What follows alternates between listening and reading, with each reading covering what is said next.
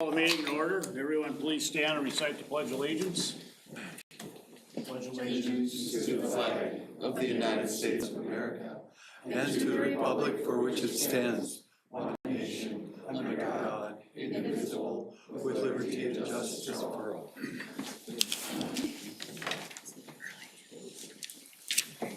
Okay, Ashley, can I have a roll call, please? Fisher. Here. Briggs. Here. Cavalier. Here. Alt. Here. Glott. Menard. Here. Hibma. Jurdy. Here. Okay, it's time for the open forum. If anyone would like to address council on any issue not already on tonight's agenda, may come to the podium, state your first, last name and address, please. Hearing none from the chamber, is anybody on the phone bridge, please? We're on the phone, Your Honor. Thank you. Okay, we have a presentation tonight and we have one public information. We'll start with a presentation. Corky, please.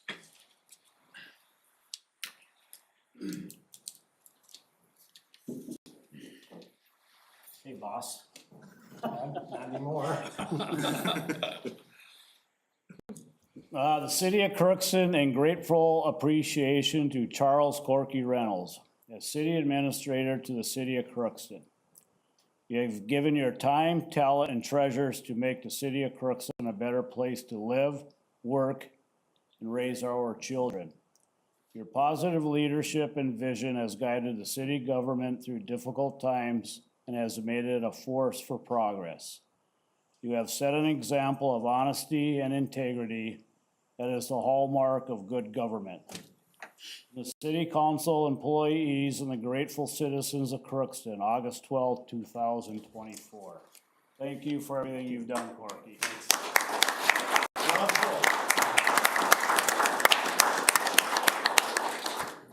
Actually, it's been my honor to serve with all of you. It's been a challenge, but I think we met it, and we got a nice platform for you all to carry forward. Thank you.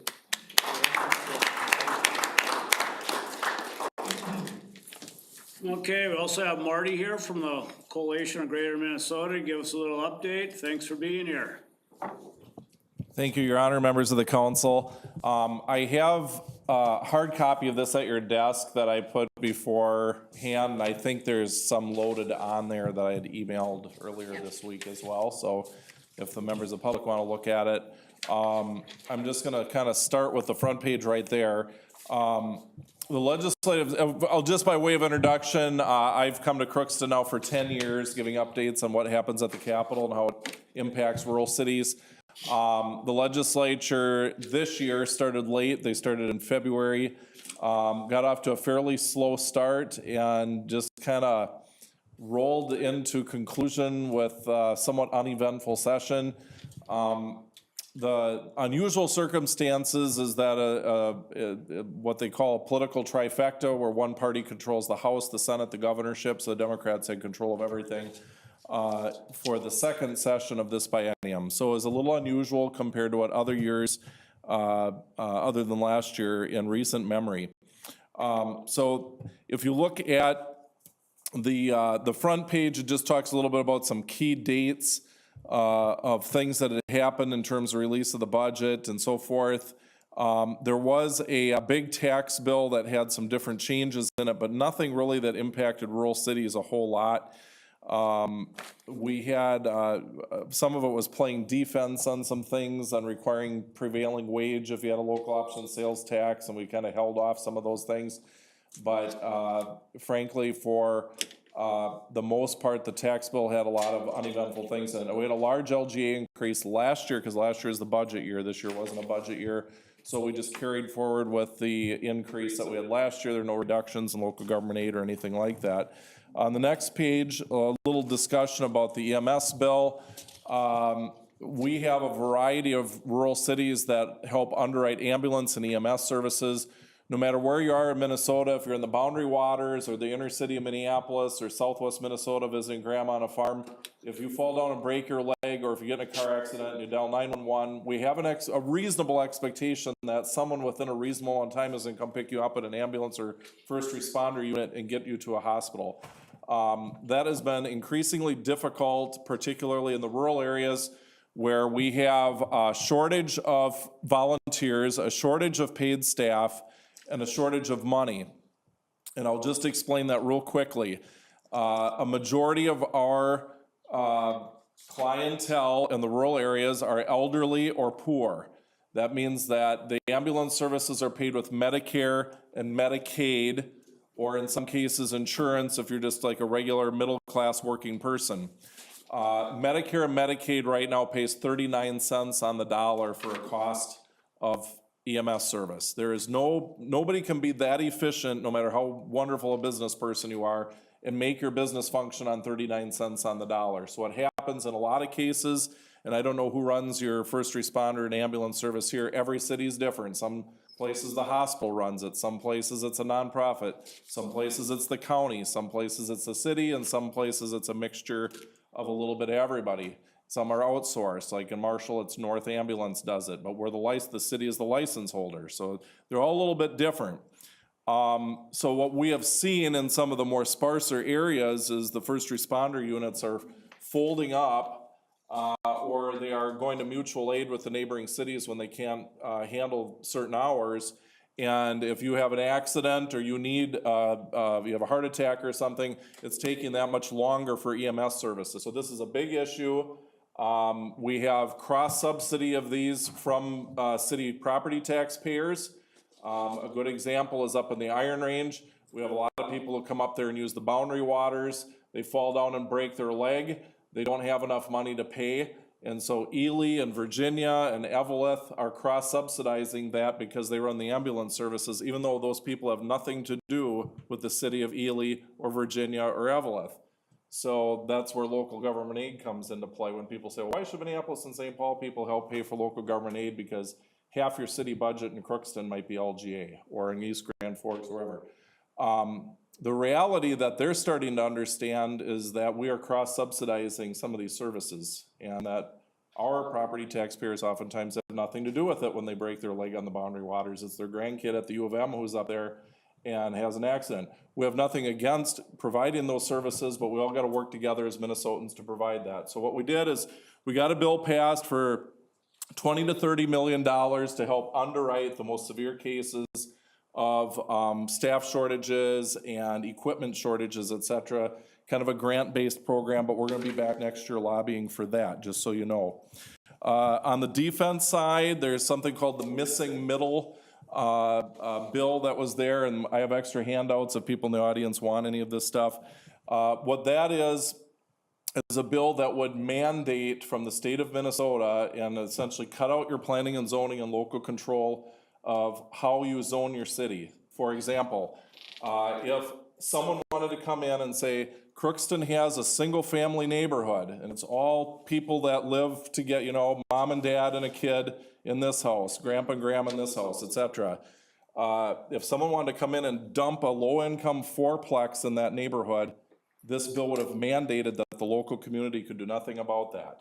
Even if your infrastructure can't support it, even if your planning and zoning unanimously denies it, even if your city council unanimously denies it, and it doesn't fit the neighborhood landscape, the state would mandate you have to do it. And as you know, our group is very much for local control. We want you in charge, you know your community, and you're a college town.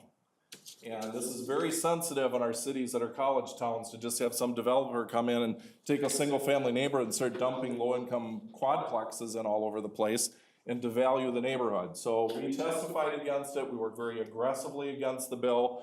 And they had everybody from the Builders Association to the Chamber of Commerce to unions to you name it in favor of the bill. I think it was 45 groups in favor of the bill. And the only people against it were us and the League of Cities. That's it.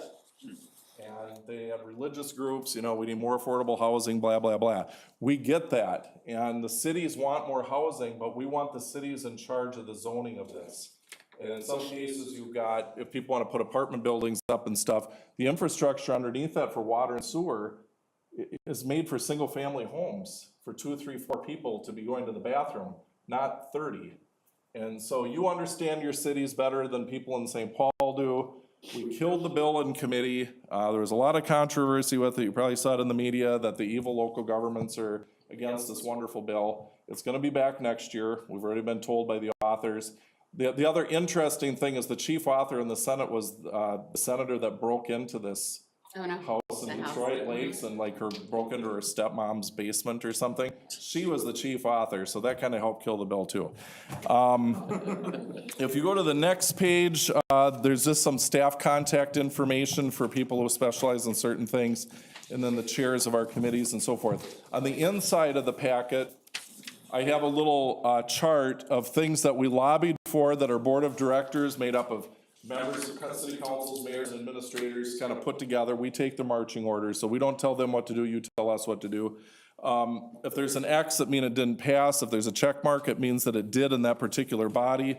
As you know, there was no bonding bill, so a lot of the important projects that were carried forward on infrastructure, roads, bridges, college roofs, various trails and all those types of things, that bill failed in the legislature.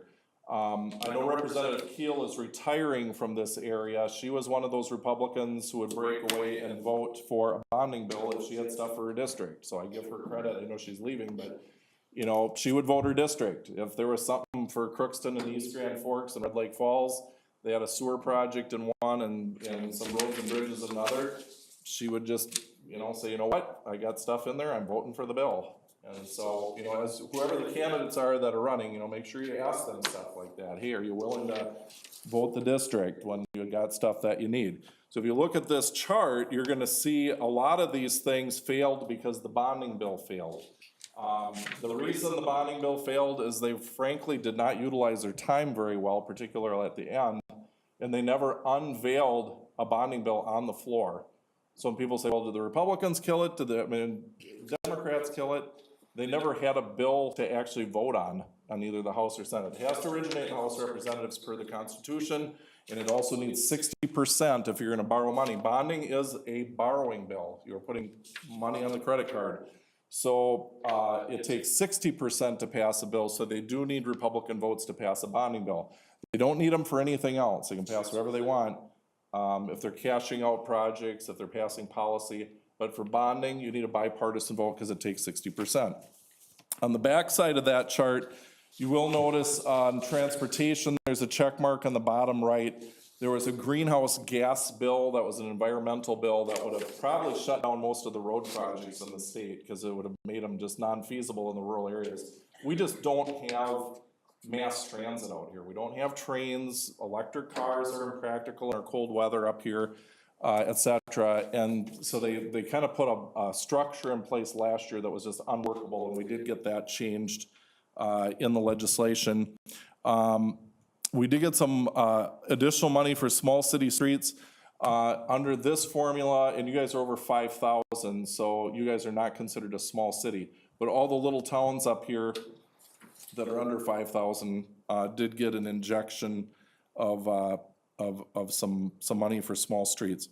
And then we also got $15 million for corridors of commerce. What that is the major thoroughfares that connect Minnesota in major highways. So Highway 2, Highway 59, Highway 71, Highway 14. Those are all corridors of commerce, quote unquote. We worked last year and the year before, some of you may remember that we had $300 million for corridors of commerce one year, and 98% of it went to 2 of the 87 counties. And we came in and kind of rampaged around and changed the law to make sure that never happens again. Because all we had to do is go to the legislators from the other 85 counties and say, you know, hey, look what, you guys are getting money. Hennepin and Wright County got almost all of it. And so the legislature took our advice and they changed it so that that formula never is allowed to have that happen again, where somebody hogs all the money and the rest of the state is left behind. So that's kind of what corridors of commerce is. With that being said, I try to pound about 50 pounds of potatoes in a 5-pound bag. What kind of questions might you have for me?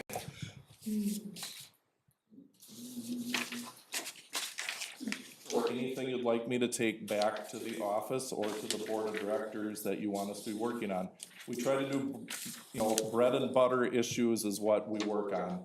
Childcare, local government aid, transportation, economic development, fighting bills that undermine local control like the housing stuff. We don't get involved in social issues or any of that stuff. It's just all basic stuff. We want to make sure that your toilet's flush, that your electric goes on when you turn the switch on, that you have streets to drive on. And I know that's not fun to talk about compared to gambling and alcohol and abortion and gun control. But at the end of the day, people expect basic services to be done because that's their everyday lives. They want a road to drive on, they want their toilet to flush, and they don't want potholes all over their streets. So we work on that kind of non-sexy stuff, but it's kind of cool to have your toilets flush.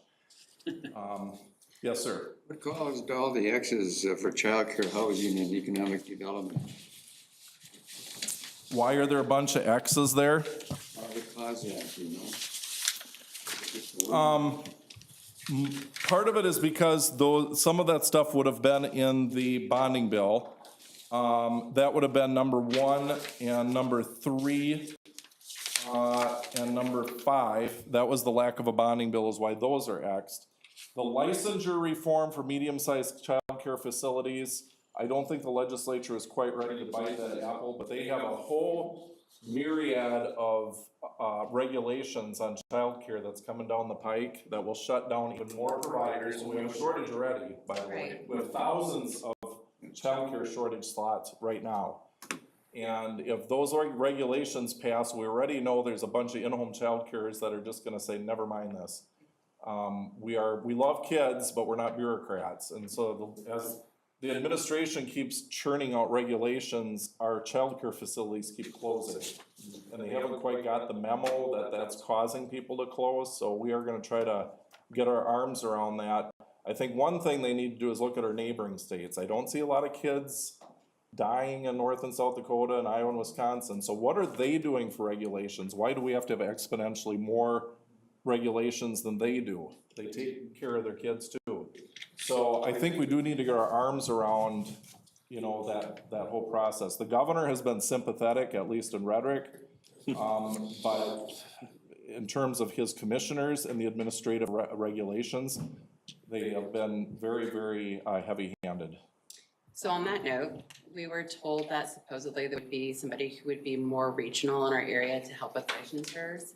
And I don't believe that's occurred yet, and that was like a year ago that we were told that we were gonna get somebody within the year. So I guess it would be something that I would be concerned, because I feel like part of the holdup, a lot of the things with our daycares specifically here is just been getting somebody to come here and look at, whether it's for them to make a lunch or if it's just to like check out something in order to check that box so they can get the license.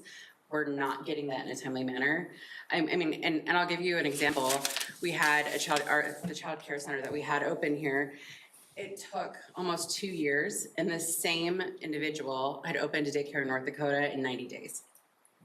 Like, that is unacceptable. Yep. And that also, we start to have a lot of our people who are like living here having to go to Fisher, having to go to all these other small towns or even to Grand Forks to find childcare. And it's just not viable, which means that our city isn't viable if we don't have childcare, right? So I would really hope that that gets shared as well. That's great to know. So you're saying 90 days to license in North Dakota, and here it's been the months? manuals were like 20 pages to like 95 pages difference. Okay, so so exponential different amount of paperwork. Crazy. Good to know. All right, other things that you want me to bring back? yeah. For market rate housing. Yeah, and we have been working on the market rate housing. They've had an obsession in the Twin Cities with low income housing. We don't need that. We need the workforce, middle class housing. We're not looking to put up low income complexes. Not a need for that. It's just kind of that middle income stuff. And you kind of have to wait for grandma to move to the nursing home for this house to open up.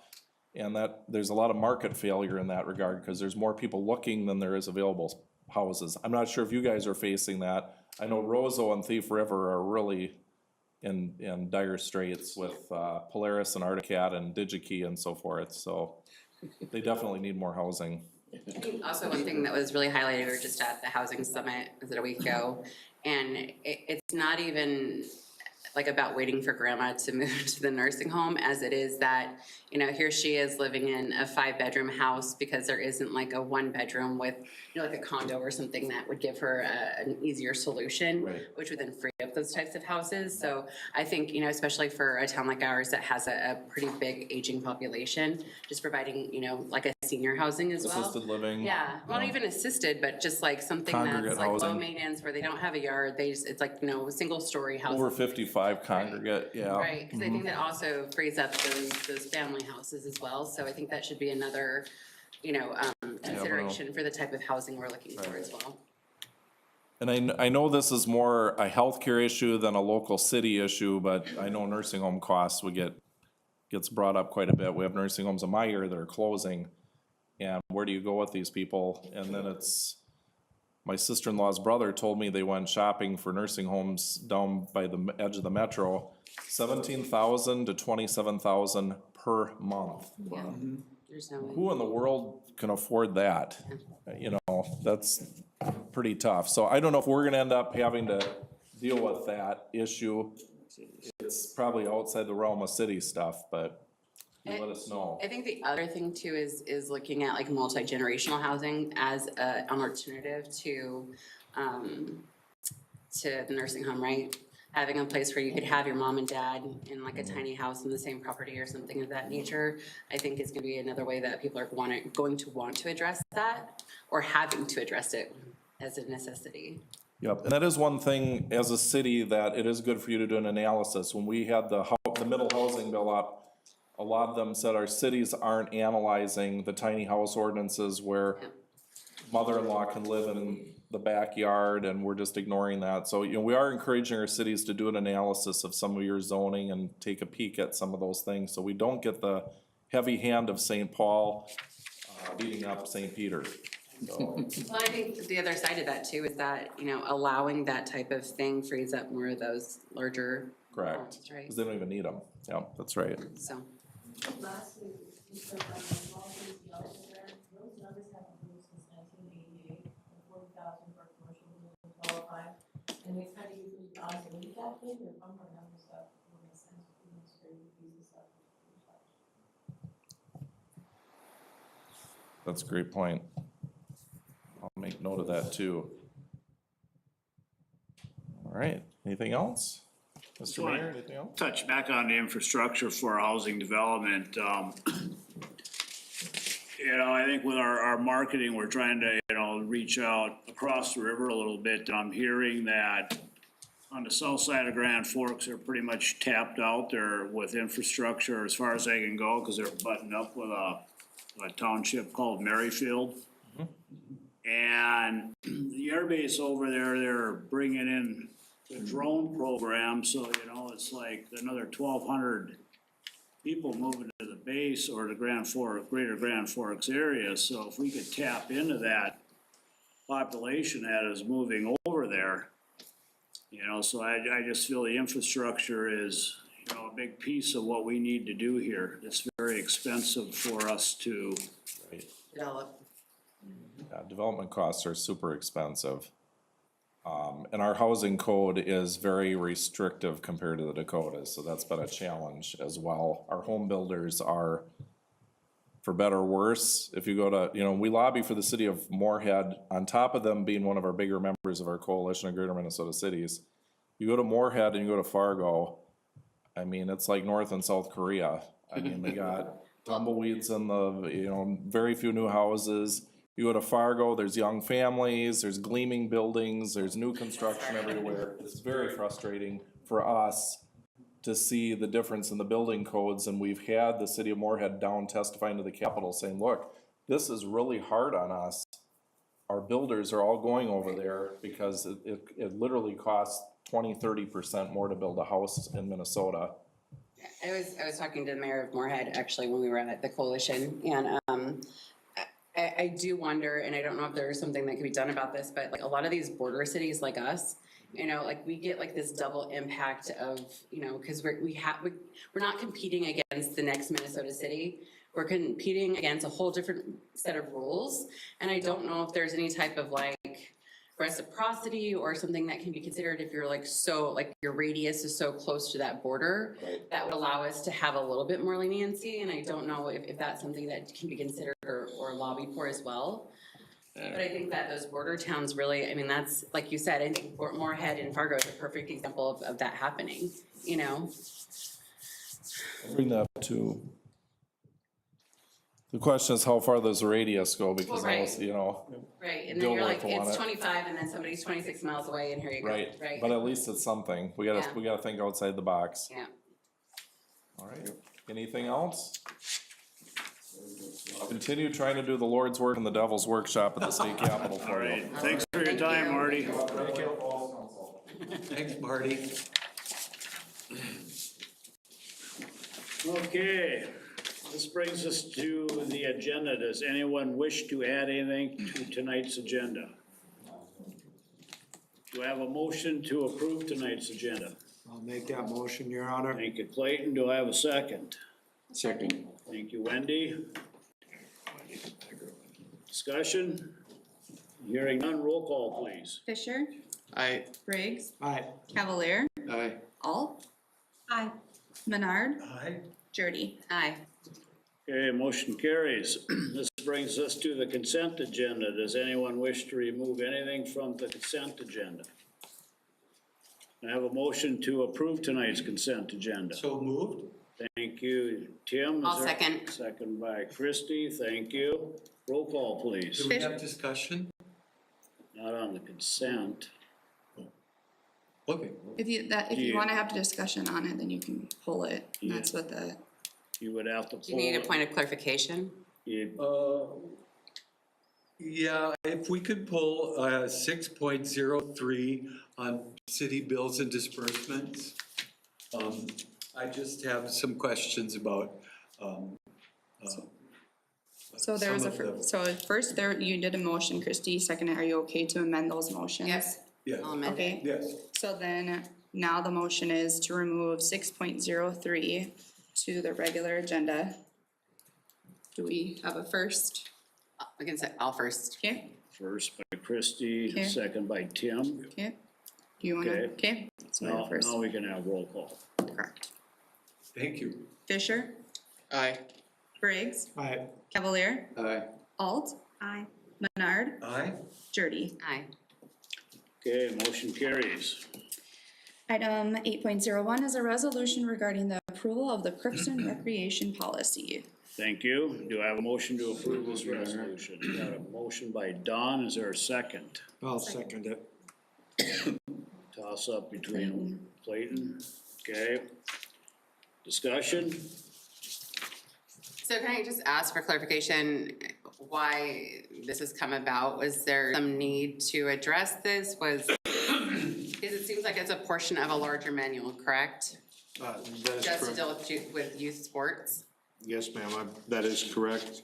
I understand, from my understanding from Jake, this is an adjustment to some of the sign-up procedures for some of the youth sports to help streamline the creation of schedules and teams, deadlines for parents to follow. They've had some significantly late families or registrations, and that throws some chaos in. I believe that was one of the primary movers on the item. So is this a completely new policy, or is it just that you guys were revising this policy, Jake? Okay, have you ever had this policy or anything like this? Okay. And so the rest of the manual is been around for a while then, is that correct? Excuse me, the rest of the manual? Yeah, because this is part of a larger manual, right? This is just covering a portion of the youth sports in the greater manual, from what I remember reading from there. Some of the information in here is, from our park board stuff, and then, others is brand new. Like the parent code of conduct, participation code of conduct, Okay. And just a general policy of participation, registration, all that stuff is kind of new and just a guideline of kind of how I want to move forward in our recreation and all of our youth activities that we have, so. Okay, and so this applies to not just, like sports, but also like club kids, things like that? Yep, there's kind of it's a mixture of all of our recreation and all of our youth activities. Okay, can I request something to be considered into this? Yep. You know, I think this year, for me, showed that there was just some concerns about like heat, and I wonder if, you know, addressing like some of those things, or even like making sure that bathrooms and water is available if it's like above like 70, I don't know, whatever, 75, 80 degrees. Something like that where we guarantee, and that's just part of the policy and procedure of us dealing with hotter weather with the kids Okay. being outside. And then like what, you know, what would be the procedure if, you know, bathrooms aren't available or water fountains aren't available? Something like that, I would like to see addressed in here as well. Okay.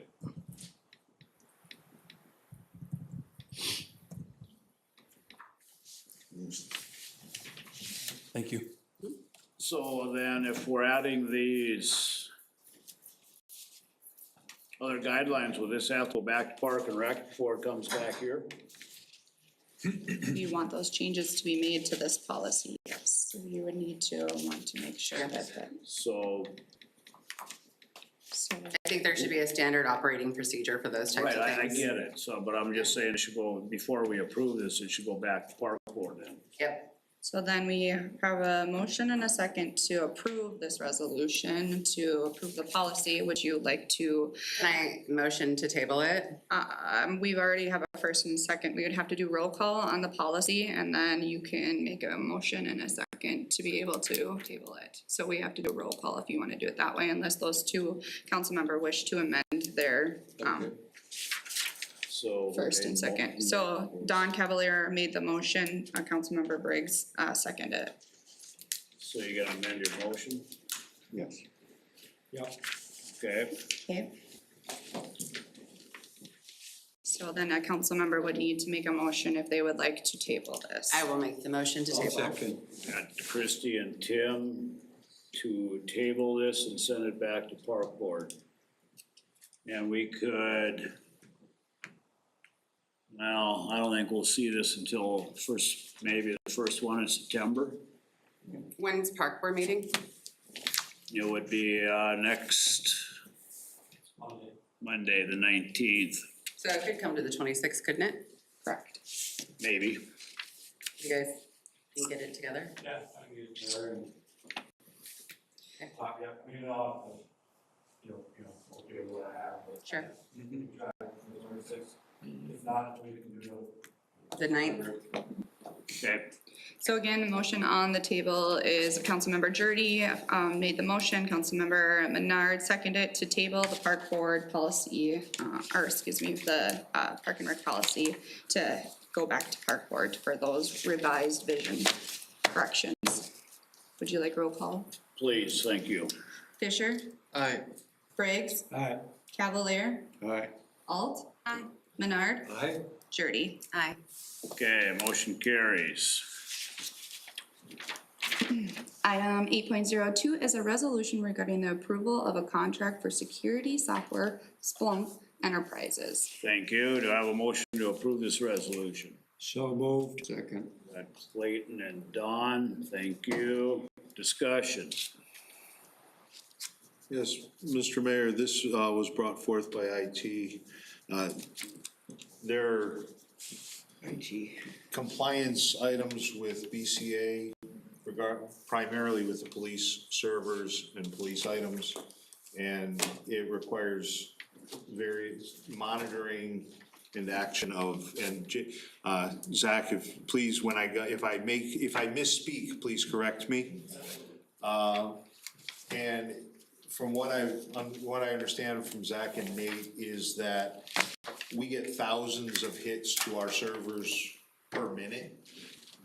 Some may be malicious in intent, some are not, and it's, well, quite simply humanly impossible to verify all of those and do the required reporting.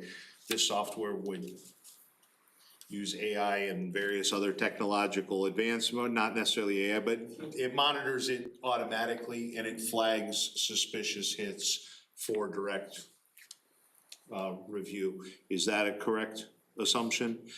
The cost on this is approximately $13,900 a year.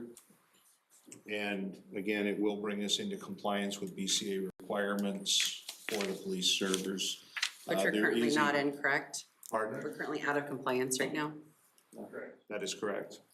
And is this generally like the software that most people go with as far as the police departments are concerned? Yes, please.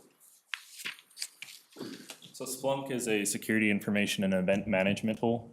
So it's gonna collect everything. We can push it out to all of our information systems in the city, collect those logs. It has stuff set up. Splunk is currently used in about 20 towns and counties in Minnesota, and they're working specifically to hit that BCA compliance of logging all of our events and reporting up to us to review if there's any things that are out of that compliance. So what I have now is a text file with those thousands of events per hour. To try to get through those once a week as we're supposed to is impossible. Yeah. So this would solve that for us. Okay. Thank you. Further discussion? Hearing none, can I roll call, please? Fisher, Aye. Briggs, Aye. Cavalier, Aye. Alt, Menard, Aye. Jurdy. Aye.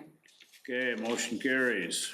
Item 8.03 is removed item 6.03, resolution to approve the City of Crookston bills and disbursements in the amount of $1,096,926.23. Check number 73192 through 73314, Your Honor. Thank you. Do I have a motion to approve this resolution? Motion. That Wendy and Clayton? Thank you. Discussion. Okay, discussion, and thank you for letting me raise this question. So I know that we have constituents that are very judicious about going through our checkbook. And I'm one of them. So I just want to make a note of the, is this a check number 2286 on page 4? For Spruce Valley Corporation, payment number 2, 2024 street improvements for $600,626.89. So it says payment number 2. Does that mean that we're done now with this street improvement payment process? It is normal that there is a holdback of There's a a percent, 1% holdback. of the 1% on that, but barring this, I believe that is, I believe this is the final payment.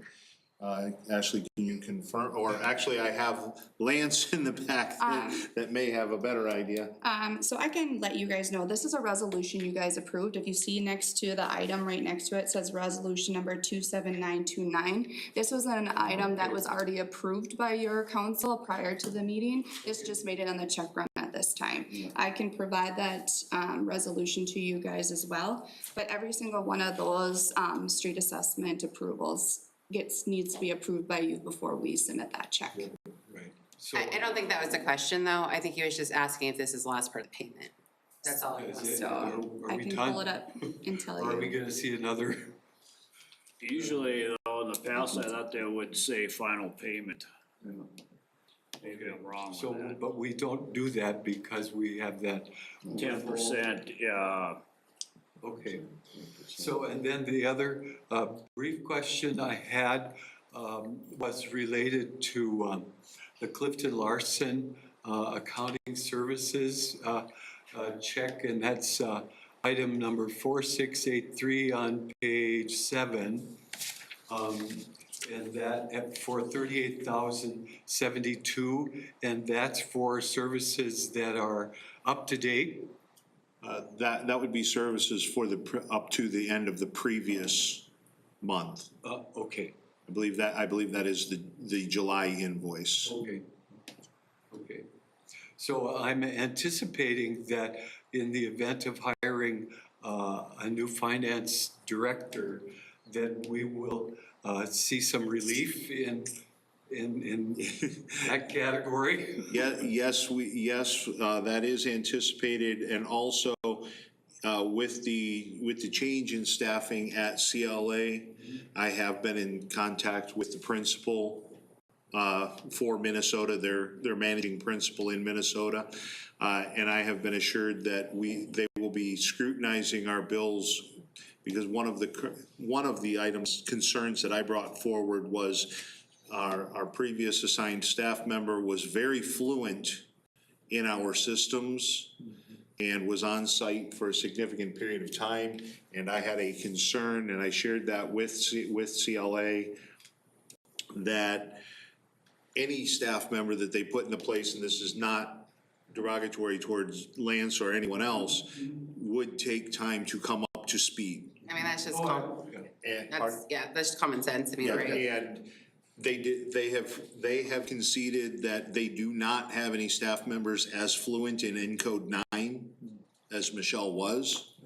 And they have assured me, and I have weekly meetings set up with them, they have assured me that they will be downward adjusting our bills to coincide similar tasks for similar times, so that we're not punished, essentially punished. Or paying for them to learn the system again. Exactly, yes, ma'am. So on that note, can I just ask, and I apologize, I didn't mean to interrupt you, but a larger concern here is with us having everything rectified and our audit being done on time. Is there any concern at this point, because of the delay, that that's gonna be an issue?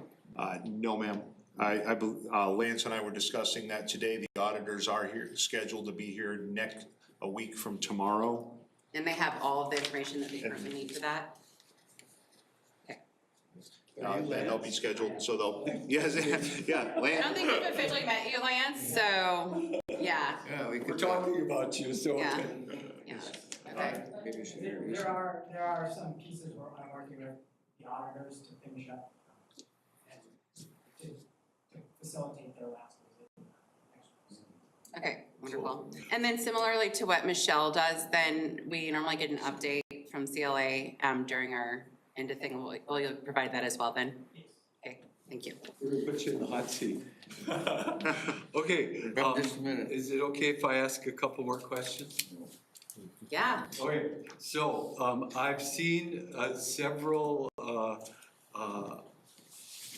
notations with regard to P2P second quarter wage reimbursements for different counties. For example, if you look on page 10, 3737 Lake of the Woods County, P2P second quarter wage reimbursement for $5,285, and then there's one for Marshall County and one for, there's several counties. Is that Pine to Prairie? Yeah, Okay. it's a joint effort. Yes, I hope I can intelligently talk on that, but we are the fiscal agent and have been since 2008 on the Pine to Prairie Drug Task Force. So it is our responsibility. Those checks are paid through the city of Crookston, but they are back funded by the state through the grants that we receive that way. So we're paying other cities from grant money that we receive from the state. Yeah, Does that answer your question? totally. Perfect. Thank you. Thank you, thank you. Thank you. And that's all I have. Thank you very much. Thank you. Let's see. May Lance say something from himself? Yeah, Lance, if you'd like to step up and introduce yourself. I don't believe all of the council members have met. We need roll call We on need this. roll call and finish this particular piece. So, I you're, was just thinking for a sec. you're okay with 600,000 Spruce Valley if the resolution was Oh, already heck yeah. passed? I just, I Okay, just want people to know that we're looking at the number. right, exactly. That, Okay, and that was one of the questions I had, because I looked at previous bills and looked at with this one, and it was significantly higher, so I wanted to make sure that we were looking at the right things. So per resolution 27929, there is 99% complete on the resolution, and I can provide it for all the council that would like to review it. Thank you. So is that the final payment? Well, there's a 10%. Okay, that's, okay. I think that was just a Or question, right? 1% It was a held final back. payment or not? So unfortunately, I'm not the city engineer, and I would have to look into that, and I will check into that for you to see if that is the final payment. Okay, Thank you. further discussion? Roll call, please. Fisher. Aye. Briggs. Aye. Cavalier. Aye. Alt. Aye. Menard. Aye. Jody. Aye. Okay, motion carries. Welcome, thank you for being here. Yeah. Your Honor, members of the council, thank you for allowing me to be here today. Just want to quickly introduce myself. My name is Lance Lauinger. I'm a finance director with CLA. I've been with CLA for about 9.5 years. I've been working with Michelle kind of in the background for the last several months, mostly focusing on the audit side of things. So I've been kind of knee deep in the audit prep and working with the auditors. And so now I'm just, kind of transitioning into a newer role here. So trying to get up to speed as quickly as I can and make the transition as smooth as possible from Michelle to myself. I just have one, kind of brief update. I was going to update on the audit. As mentioned, the auditors are planned to be back on site next Tuesday, and hopefully they can wrap up what they need to as far as visits next week. There's a few pieces that I'm working with them on that are currently open, but hoping to finish that by next week so we can wrap up most of their audit testing and audit procedures, and then finish drafting the year-end financial statements. So we're moving as quickly as we can there. Thank you. Thank you. Thank you. Thank you. Can I just clarify then? We will be on time though. Yes. Okay. Thank you. Okay, this brings us to reports. Jeff? Yes, Mayor and Council, you have my written report. I do have a few items to update since the drafting of that. It has been a few things have been brought to my attention with meetings with council members and others. I know that last Wednesday we had an event on the river with kayak launches. And I have heard from multiple sources that while it was an enjoyable event, for the most part, that some of the launches may not be in the best condition. I heard some stories about being hip deep in mud from some. I have spoken with Parks and Rec. They will be looking at the city-owned items. There is one launch, however, that we cannot control. We'd have to, it is on private property over on Highway 2 at the Highway 9 intersection. That is on private property. It is not on city property. There's not much that we can really do to that, except ask the owner, hey, can you fix this up a little bit for us if you would like it to be continued to use? Because it just wouldn't be appropriate for us to spend tax dollars on a piece of private property. The pickleball courts, the concern was brought forward about the surface on those and the painting. My understanding is that there was a not up to par paint job that appeared to be done on the project. On investigation, what I found is that the pickleball club that predominantly uses the field had requested that it had made an agreement with Parks and Rec with the city that if the city purchased the paint, they would paint the pickleball courts. And that was, from my understanding, that was approximately a year ago, and that painting process had not begun. And in order to not have old paint and have it wasted, staff decided here recently that it was time to paint the pickleball court. And as Mother Nature would be, halfway through painting, we had an unforecasted bit of rain. They had to stop in the middle and it went through. However, And Scott and, can perhaps, do I see him back there? No. Anyway, Jake perhaps can confirm. I was told this morning that the intention was to repaint the pickleball courts today and have them cleaned up and not have the sloppy coating on it. Right now, we're about 7 years in on the life cycle of the surface. Generally considered to be about a 10-year life expectancy on those surfaces. So if we want to do that earlier, that would be a CIP item for a Ways and Means as we move through the budget process. If we wanted to accelerate that, it would be a significant cost to resurface. I have not directly inspected the surface myself. I was just down there last week and it was not great. Yeah. They were working on it this morning, I was down there. Yeah. I know that there's like some parts that are like collecting water, so they're not even. And then where the posts are for the nets, you can see asphalt. It's completely worn off or what have you on that. So are we, and the reason I ask is a couple things. One, I know that for Ox Cart Days, there's a tournament coming in next Saturday and Sunday, and there's gonna be like 44 teams from outside of the area. And I think that we need to be a little bit more like thoughtful in the fact that if we have nice amenities, that is, and people are coming from out of town, that might be another reason for them to consider living here. I think that we really need to reconsider or reevaluate how we view those amenities in our town, as also ways to draw and attract people to come here and want to live here. And so I think that really needs to be considered as we start to do some of these things, and maybe even getting it into CIP a little bit sooner than later. But in the meantime, it would be really lovely to make sure that those at least get painted and are ready to go by the weekend, bearing obviously weather and other natural catastrophes. Yes, and yeah. I have not had the opportunity to meet with any of the individuals with the pickleball group.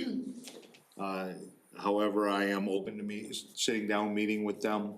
That way perhaps we can work on making sure the city is fully aware of any tournament schedules that they have coming through. I know we have a lot of events with a lot of different sports with the city, and so that line of communication would definitely help move that forward. Absolutely. And I will say, you know, in the conversation that I've had with them about the whole paint job, like it was never the understanding that they were painting them if we bought the paint. So I can go back and reconfirm, but I think from those who I've talked with that they were thinking that was a city thing. I don't know, Henry, do you have any insight on this? I don't know, they just lock it up and everything, like they keep it all locked up and whatnot, like if it's not in like pickleball use. Things like they seem to have their stuff there and it's under their control for the most part. About the painting? Well, about like most of the use of it and everything. I mean, the city was down there this morning painting it. I saw them down there, so. So is that, Jake, is that your group then? Would you guys have that done by next weekend? Is that feasible? Yes. Okay. I was down there this afternoon, after I left Corky's, retirement party today, and Marcus was finishing up, on the last court. So, I've had many meetings since I've started this position with the pickleball, preferably Doug Sorensen. And it was directed to me from Doug last year that if we patched some of the areas on the playing surface, there was some holes and stuff that I found. I talked to like a pickleball company, and I got some like crack repair. We did that, and then after that, that's when we decided that we wanted to paint because of it didn't match up, right? The holes got covered, it got repatched, but it was, we buy the paint and then they paint. And that was an agreement That was an you had with agreement Doug? that I had with Doug last year, Okay, so. okay. Just good to know. I was just trying to understand the historical context So of that. all the playing surface is repainted. Like I said, it has two coats of paint. And that was what was recommended from the pickleball company. I gave them the square footage and all that, so. Okay. Yep, Wonderful. thank you. Yes, additionally, I would like to, second meeting in, I want our operations for the city to be as efficient as possible. And in that light, I would like to ask both the residents and the council, if you find a concern, please, by all means, reach out to City Hall. For the council members, if you have a resident that reaches out to you, rather than take the message and wait for a meeting to pass it along, simply ask the resident, have you contacted City Hall? Have them contact City Hall. We will direct to the appropriate departments. That way their concern can get handled as quickly and efficiently as possible, and we have less chance of miscommunication. So that being said, I would just respectfully request that if you get contact, that it's always a difficult situation to find out after the fact, 4 or 5 days later. The residents have now been frustrated for 4 or 5 days, so that way we can we have a very good staff, and I would really like to give them that opportunity to make sure that they're handling things directly, and I think we can move that more efficiently through City Hall.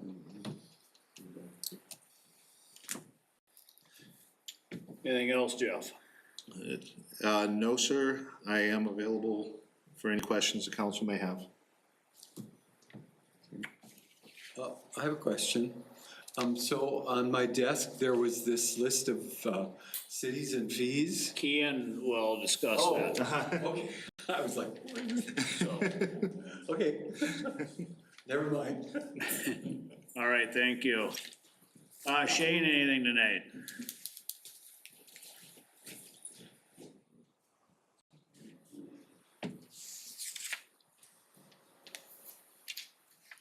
Not too terribly much, just getting ready for Ox Cart Days. Obviously, it's kicked off here today. Just personal invite, council, mayor, city administrator, we got our pancake breakfast from 6 to 10 on Friday. So I'd like to see you there. 6 in the AM? To 10. Yes. Pancakes. Pancakes. In Minnesota, especially in Crookston, yeah, we have breakfast in the morning. So 6 a.m. to 10 a.m. No, it's not that I just want to make sure that I'm not late. A fat man loves food. You'll be good. Thanks, Shane. It's a big deal. But Shane, it's 6 to 10, correct? So we don't have to come at 6 a.m., correct? 6 to 10? Okay. So that means I can sit there from 6 to 10 and eat pancakes. There you go. All right, thank you. Greg, anything tonight?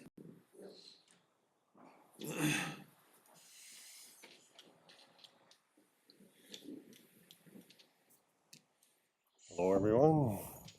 Got a pretty packed planning commission meeting next Tuesday. We got a first floor ground apartment. They're requesting conditional use. This is on 2nd Street West. I've got a Tri-Valley Opportunity Council. They're looking to demo that building, and that's, again, at 102 Broadway Street North. Railroad spur land determination based on the future development. We'd like to look at that that survey that was produced by Houston Engineering as whether to transfer that land over for that spur.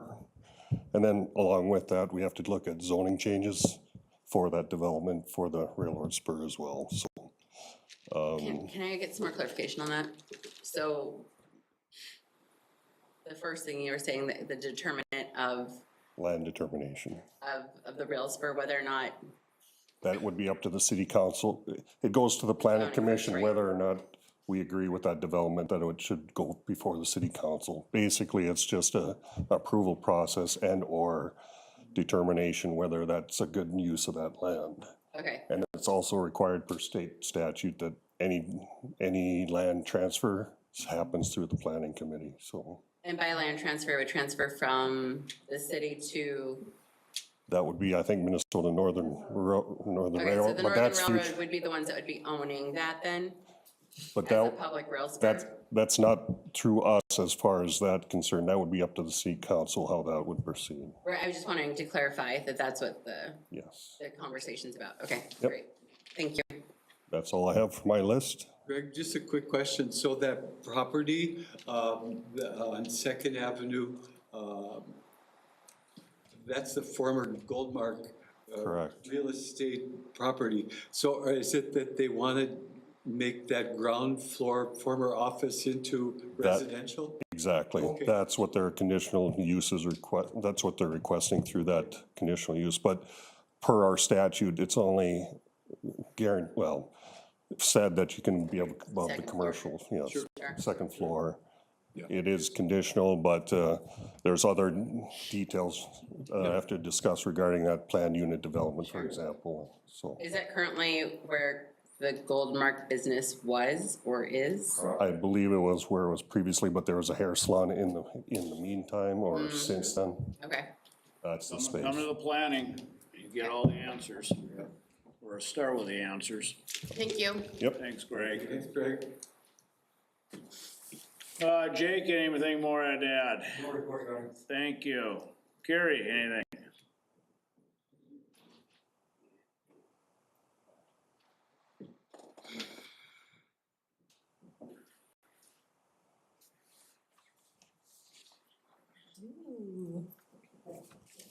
Good evening. Just want to say great job to the Night to Unite. We had a booth out there, kind of Empower Crookston and the Housing and the EDA department, and we had such a great time, and we were so impressed with all the people out there and all the work you guys did. So we all just want to say hats off. I think the whole community is still talking about the buzz of what a great night that was. So thank you for everybody for that.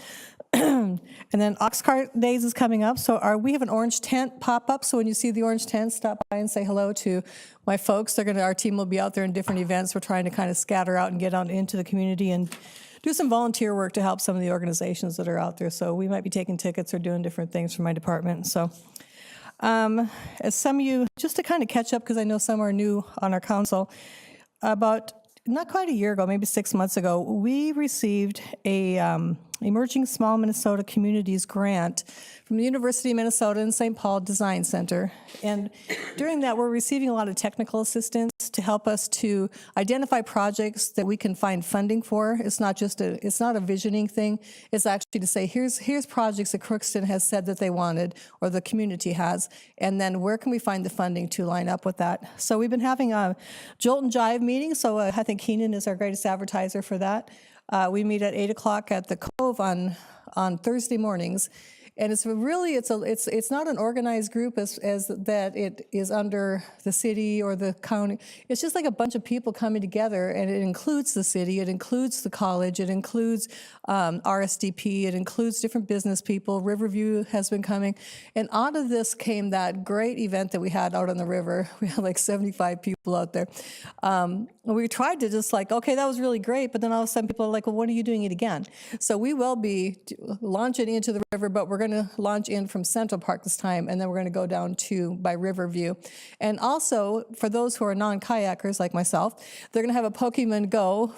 I have no idea what that is either, but but this great energy is happening coming out of just all these different entities and groups meeting together. So I had somebody ask me if there's an official list of members, and there's no official list of members. Whoever shows up with your cookie and your coffee, you're a member, so it's just gathering this information. But one of the things that's coming out of there is wayfinding, and I had no idea what that was either. But people are really saying we need to have better markings for our trails and for our vantage points and for our parks and for what's in the parks.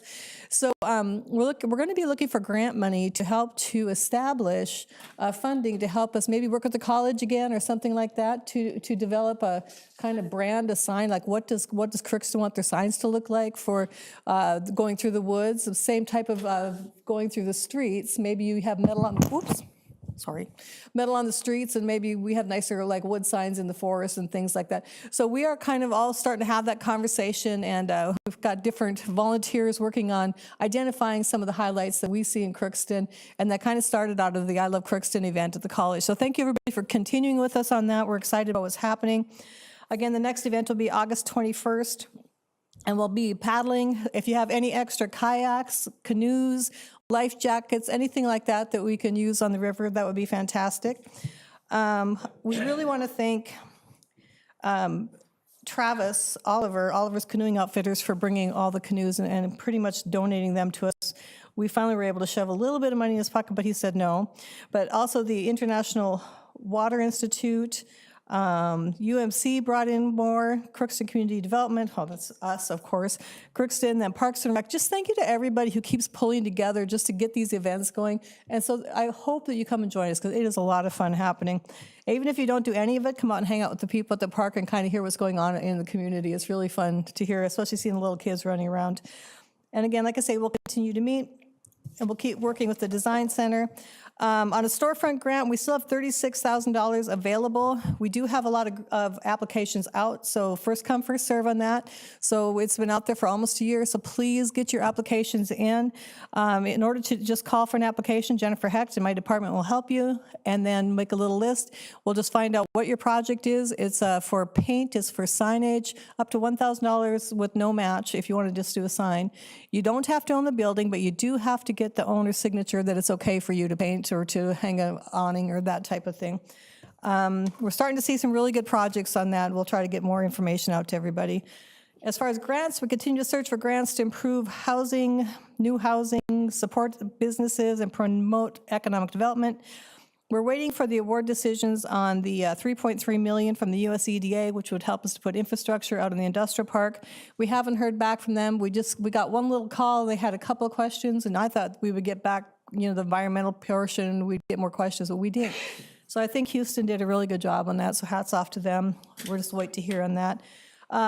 Minnesota Deed the redevelopment grant for the Red River Valley Winter Showgrounds for $1.65 million. We still have not heard back on them. I think both of them will hear probably around the beginning of September on those two grants.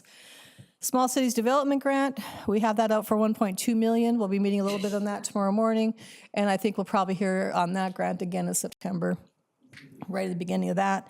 And then we have the Minnesota BWSR, sorry about this, Tim, it has to do with Water and Soil District. Habitat Enhancement Landscape Program. We have about a $200,000 request into that for plants, where we can actually get some plants into the places where our city staff has a harder time maybe mowing and that type of thing. Are you talking about like the indigenous grasses and things like that? Yep, the prairie grasses and replanting that type of stuff, yeah, for sure. And then we want to remember we have the UMC Art and Garden Tour, August 29th. That's going to be at the UMC campus, but also by Valley Tech Park, which is where I'm located with my staff. Starts at 4:30. Tickets are $25 for 21 and over, $10 for under 21. Tickets include a free adult beverage, commemorative glass, and hors d'oeuvres, live music from 5:30 to 7. And I think Michelle Christopherson will be here next month, or at our next council meeting, if anybody wants to bring their money by then. But we're just trying to get the word out for that. And then we'll also be meeting with a couple different entities to talk about some housing programs that are out there. So my apologies for sending out an invite and then rescinding. We'll continue to meet with my staff, get more details put together, and then we'll get back with you later after we meet with them. Any questions? All right. Thank you, Happy Gary. Oxcart Days. Yay. Darren, anything?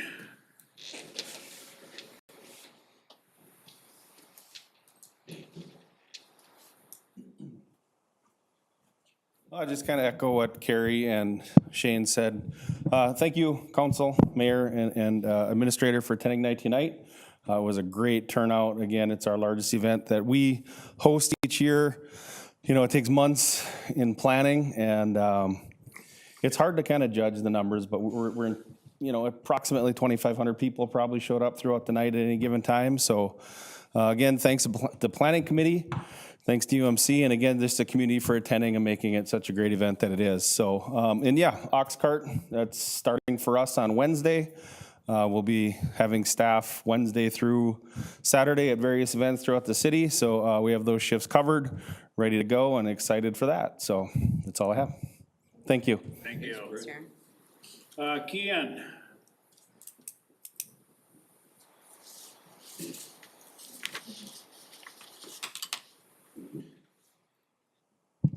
Council, I'll keep mine fairly brief because everybody kind of talked about some of the stuff that I was planning on talking about, but it's already been covered, so I won't keep going on that. So what Tim had alluded to was the sheets that I had dropped off for you guys. So with the continued conversation about Crookston's food truck ordinances, I wanted to kind of learn a little bit myself about how similar Minnesota cities are conducting their food truck ordinances. And I took some time over the past couple weeks and called multiple Minnesota cities and talked to their administration to learn a little bit more about their processes. So that way, if we decide to make any decisions about updating any sort of ordinances, that we, can make a more informed decision based on what similar sized Minnesota cities are doing. So generally speaking, just for the listeners that are tuning in, with lower population cities, they're fairly loose with their ordinances, but the higher populations that you get around the 8,000 to 10,000 mark, for population, they get a little bit more stringent.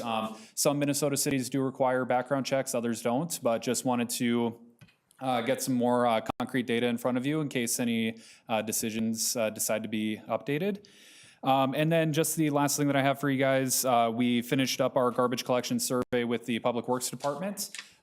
Chuck and I are currently reviewing all of the results right now. There were hundreds of individual responses and comments that were written out, so we're going through and reviewing all of that and getting all of that tabulated. And I believe, I don't want to speak on behalf of Chuck, but I believe that with our next city council meeting, we're going to be reviewing all of that data with you guys to have a more informed conversation about what to do with our current garbage collection process. And that's all I got. Thank you. Thank you. Zach, anything? Thank you. Ashley has a little update here. Yes, Your Honor, 2 items. Reminder that tomorrow is the last day for candidacy filing, so we are open until 5 o'clock tomorrow here at City Hall. If anybody would like to, again, file for wards 1, 3, 5, and at large. Again, those are 4-year terms. And then also tomorrow, starting at 7 a.m., we have the primary election tomorrow. So we have wards 1, 2, and 6 at St. Paul's Lutheran Church, and we have 3, 4, and 5 at the First Presbyterian Church. Polls open at 7 and they close at 8. So busy day tomorrow for the elections.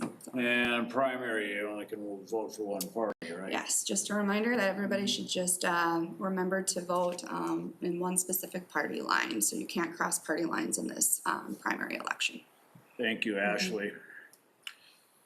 Christie, anything tonight? Yeah, so I had the opportunity to go to the Greater Minnesota Cities Coalition recently, and that was really an eye-opening experience. Very different than League of Minnesota Cities in the fact that we just really talked about policies and things that are coming through or things that were addressed tonight with Marty. But I think that, I think EMS was one that I think kind of we all kind of opened our eyes on and not realizing where that need was. And so I'm curious to know how that's addressed in our town going forward. But that was really an interesting one. The other one that was, I think, of interest to us was about prevailing wage. And basically the idea is that if there's a state-funded project, that there's certain amounts of money that has to be paid as a prevailing wage. And unfortunately, that has significantly impacted a lot of smaller cities. And I probably should have mentioned that too to Marty about talking about that piece. So it was very interesting. I felt like there was researchers who talked about it, and it felt very different, the research versus the practice. They were trying to say in their research that there wasn't any significant difference by having prevailing wages for these smaller towns, but I think anecdotally, a lot of us in the room would have said differently. So definitely something to consider going forward. I also had the opportunity to go to the Minnesota, Northwest Minnesota Housing Workforce Summit, along with several other people here. And that was also an interesting piece to realize, like, the significant need for housing, specifically also like in Thief River and some of our neighboring towns, which I think is also something that we needed as well. And I think that also provides us an opportunity if we do start to find developers that can build out, that it's not going to be just people who are coming to live here, but people who would be working in other towns and living here. So I think that really needs to be a priority for us going forward. I was one of the 70-plus kayakers this last week, and it was amazing to see our city in a different perspective down that river. And I think, just to kind of touch on what Carrie said about the signage, I am not familiar with that river, and I don't think I would have ever done it on my own, but if there was some type of signage or some type of like acknowledgement, like you can get on here and get off here, or things like that, I think that would be help with the utilization of some of those natural resources that we have in town. And again, it's about those amenities, drawing people. I think in the past, there's been maybe some short-sighted rhetoric that like, oh, well, they're not taxpayers, so we're not gonna, put the money towards this or that. But in having them come here, they're buying groceries, they're buying gas, they're going to our restaurants, they're doing those things. So I think we really need to have a broader understanding when we actually are putting funding into these amenities in our town as to what and how they really can affect our town and our tax base. And so just something that kind of came up in conversation as we were going forward. Night to night, Darren, you did a great job. It was wonderful. Was that like one of the biggest, Yeah, I think it was our biggest. well attended? Yeah, awesome. Good job. And all the vendors sold out, and they said, every year they say it's their biggest Monday income they've ever Wow. made, so. Well, There's a lit line of people on the. wonderful, wonderful. Even more reason for us to review our food vendor thing. So thanks, Darren, for that. Is Chuck not here tonight? Chuck is out today. Okay, I had some questions on that. Can you give us an update on the corridor, where we are with the corridor design and things like that for the highway? And I'm sorry to put you on the spot, I should have asked you this earlier, and if you don't have an answer, that's fine. I do not. I am looking to schedule a meeting with MnDOT over in Edina, or I'm sorry, not Edina. I apologies, in Bemidji. Wrong regional office, but in Bemidji to kind of go over some of the items like I said. And as I mentioned before, I know that early is the only way to get anything out of MnDOT.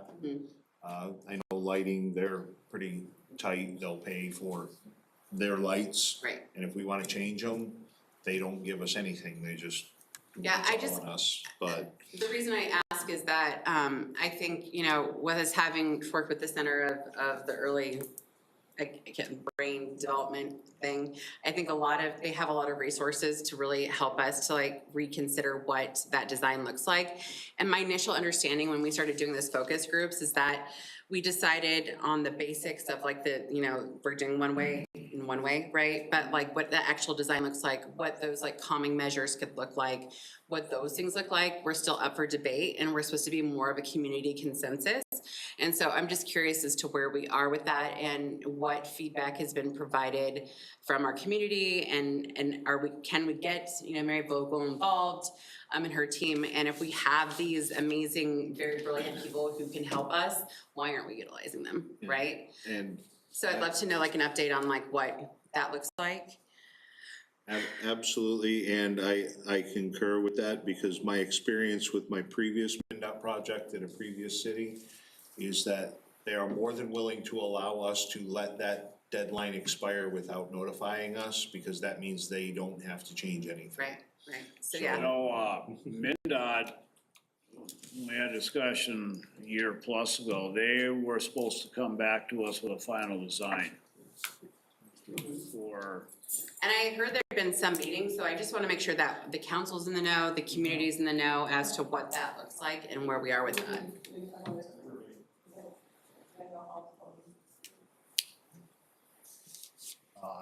Mr. Mayor, Council, I might be able to address this. We have been having a lot of meetings with SRF.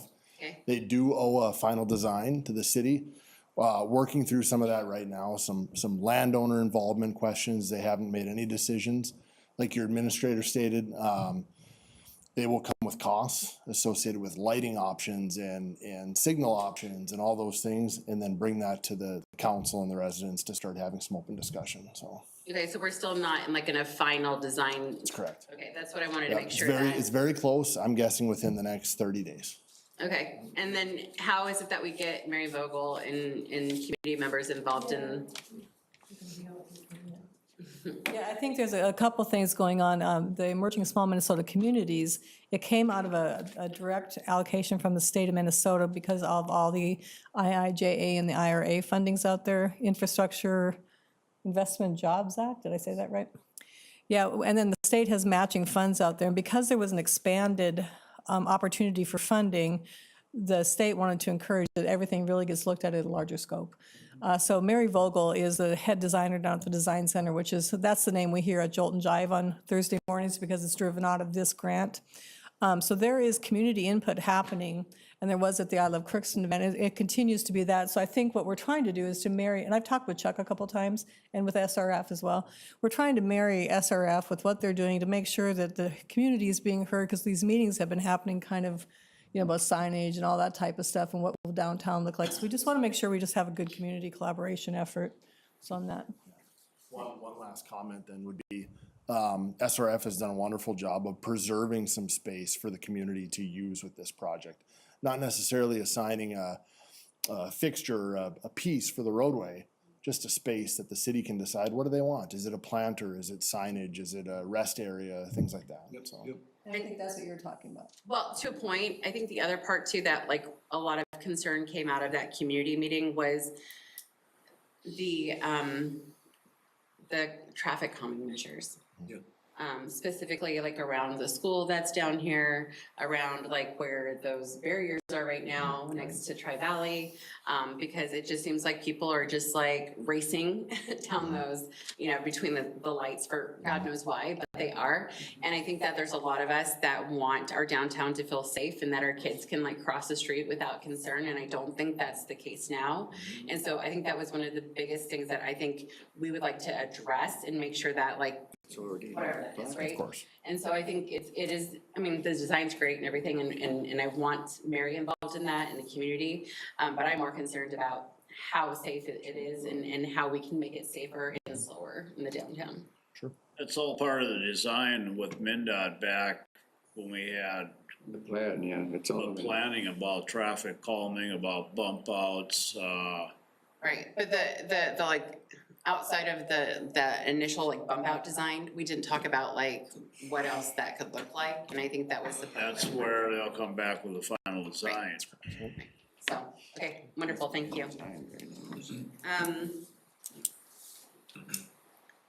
I think other than that, I know that we had initially had a conversation about the search for the IT director, and Jeff, I kind of mentioned that to you, and I think you'd gotten maybe like a different feel on what that is, but I think that is something that's very important to our council, is to have a well-versed director of IT, and so I'm just curious where we're going forward in that search process.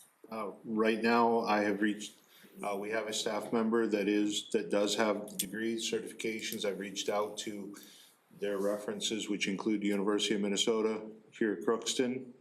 I actually spoke with two of their staff members, including Jeff Sperling, their IT director today, and John, and I've been given, well, quite simply glowing reviews and an assurance that they believe that Nate would do a great job in the position.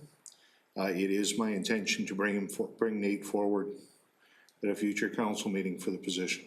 So can I ask why it wasn't just initially given to him, if there was some hesitation or concern? I can't speak to what happened prior to my arrival, ma'am. Okay, yeah, I would like to maybe revisit that as well, because I think that this position is so critical to the city, and I want to make sure that we have the correct person in it. And the understanding, the last time we had a council meeting and talked about this, was that we would go out to search for the director.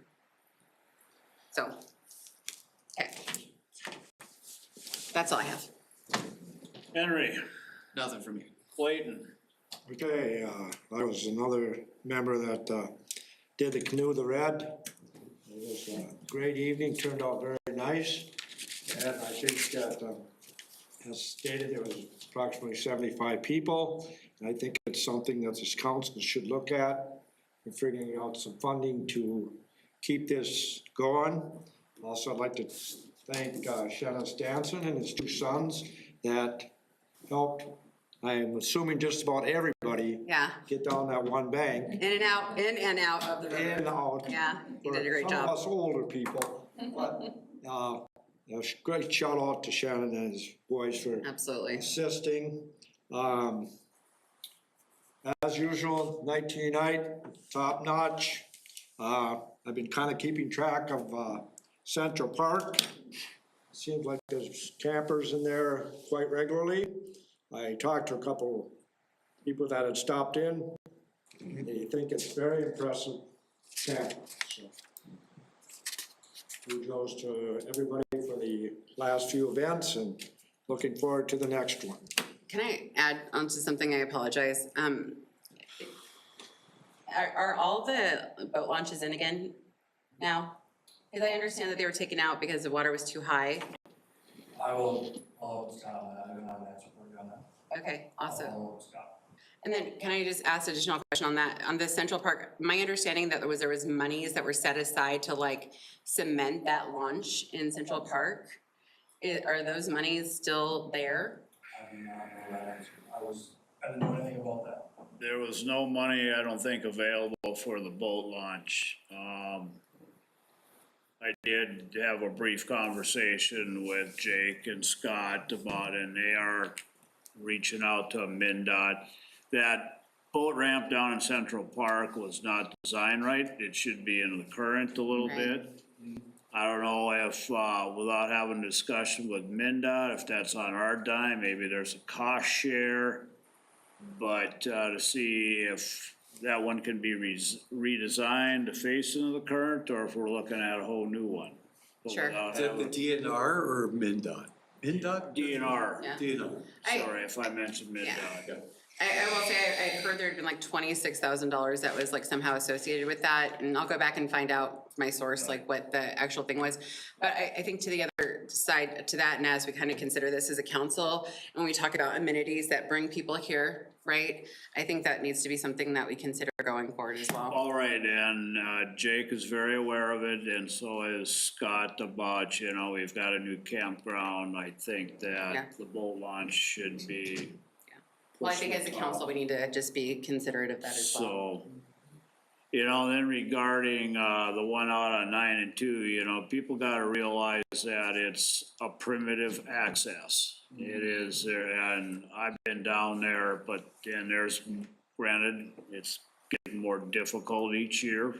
It's getting very primitive. Not saying I'm getting old, but I've been, you know, I've got on the river in worse places up and down from Thief River all the way to East Side trying to get on the river, and you know, I don't think it would cost a lot, you know, if we could get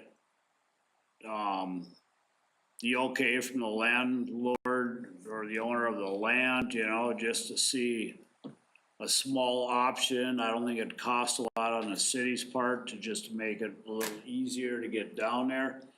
I'm not sure what the answer is, but I know we can't do anything major because it is primitive and the DNR is very much in charge about messing up anything on waterways, so. Anyway. Definitely well used, not only by Crookston residents. And, you know, and I think even what we did out on Gently Bridge is a wonderful access into the park or into the river too, so. And I'm sorry to interrupt, anything else, Clayton? Sorry, Clayton. Just like I said, I'd just like to see some type of action to look into making it a better, easier thing to do, because it seems like people are really liking it. Yeah. And there's different age group from young to old, so. It was amazing. Anything else, Clayton? Nope, that's it, Your Honor, thank you. Don, anything? Yeah, I want to congratulate the people who organized the night night and also the police department for the great job they did in saving the life. And also the dogs, that dog out there that was trained to run people down, run policemen down, I should say. But it was a very good night, and that's all I have, Your Honor. Thank you. Wendy? Same for me. It was a super fun night. I'm so glad I got to sit at the table with a few of these other folks and just visit with people. It's awesome. Thank you so much. Thank you, Wendy. Here, I concur with everything that's been said about Night to Night. I also had the opportunity to join several of my colleagues at the Northwest Minnesota Workforce Housing Summit on July 30th at Bernie's in East Grand Forks. If you haven't been to Bernie's, just a little plug. Awesome pastries. But I did learn something, a term that I was not familiar with, and that was the idea of population shed. And so the notion of population shed is people leave communities because the amenities aren't up to snuff. There isn't enough housing, there isn't childcare, all the things that we all talk about. But, you know, they'll go to the next community over where those things are available. So in that light, Carrie, Jeff, Wendy, Morgan, Josh, Kanak, and I are going up to Warren on Thursday, and we're going to meet with the director of the EDA in Warren and tour their child care facility, which has just opened, and the city owns the facility, and it has the capacity for 110 children. So we're gonna talk to Phil Thompson, who's the EDA director there, gonna give us a tour, and he's gonna embark on helping us figure out what that puzzle is that we have to put together in order to consider an operation that the city owns. So I'm very excited about that. Other than that, I got to take pictures of all the people kayaking down the river. That was fun too. And that's all I have. Thank you. So you were sitting in your backyard taking the pictures? Well, I was going to, but then I had to get up close and personal. At the boat launch of the, So yeah. I perched myself on the fishing dock that is currently not in the river. It was the perfect location to take pictures of people coming and going. Yeah. All right, thank you.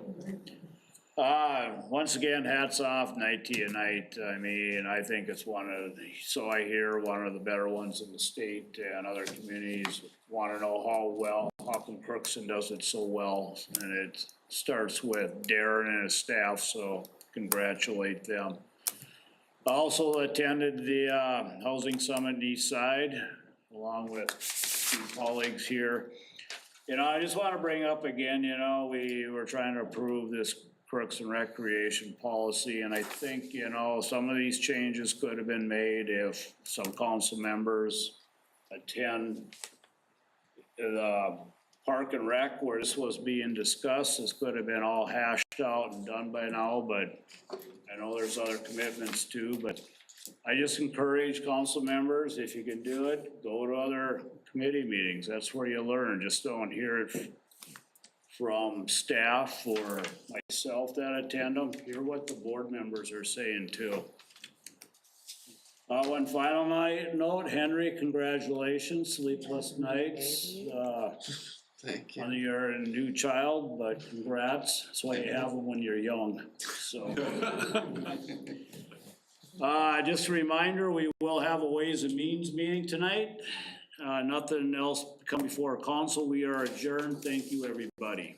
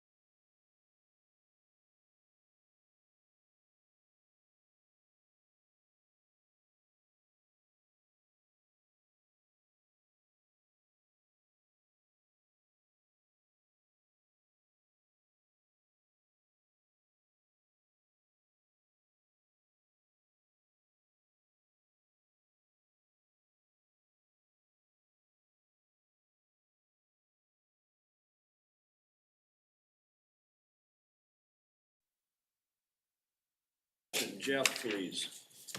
Yes, sir. Your Honor, this is an informational meeting as staff and I begin the budget process. I have distributed to the department heads their budget worksheets, and they're working on those. Next week, I'm beginning to meet with them for their initial asks.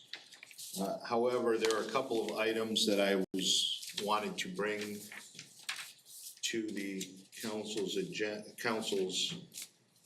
attention. Primarily, our certified net tax capacity from the county came in. We have lost in the neighborhood of $200,000 in tax capacity due to reduced values in property. That being identified at our current tax rate, that's about $118,000 or $119,000 in lost if we maintain the same rate.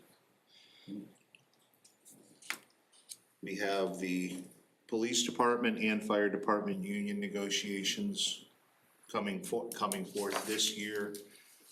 Prior to the end of the year, I have spoken with both of the chiefs on those to gain some insight as to the asks that may be upcoming. The Ask Me contract has a 2% increase in wages agreed to for 2024, going into 25, along with our capital projects that we may, the largest that I'm foreseeing is our road and infrastructure projects with Chuck and Brandon as they coordinate their departments with the work that was done by Bolton and Mank in updating our infrastructure. Additionally, we also have our economic development items that we've currently that we have in process with a couple of items. I'm anticipating if we look at a 5% increase over last year's levy, we'd be looking at going from 3.519 to 3.695 in a dollar levy. That would, however, if we keep the same tax rate, or if we maintained the levy, our rate would go from 68 to 74% of the tax capacity. So I would be asking for general guidance on a preliminary levy from the council, so that we can start firming up numbers and what direction we need to go. Additionally, after the meeting, I did pass out an information sheet. I worked with Lance today. It looks like this, the cash balance sheet that I set on each of your desks. Currently, our book, not the bank balance, but the book balance, there's slight differences due to accounting. We have about 5.9 million in cash. We have 6.7 million in investments, which has a reserve of 12.6 million. If you look at the the middle of that identifies restricted funds that we have. Out of those, our fund balance policy is that we maintain unrestricted, undesignated funds of 45% of our operating budget. The 2023 operating budget was 5.5 million. To maintain compliance with our fund balance policy, that requires us to keep 2.475 million undesignated in free reserves.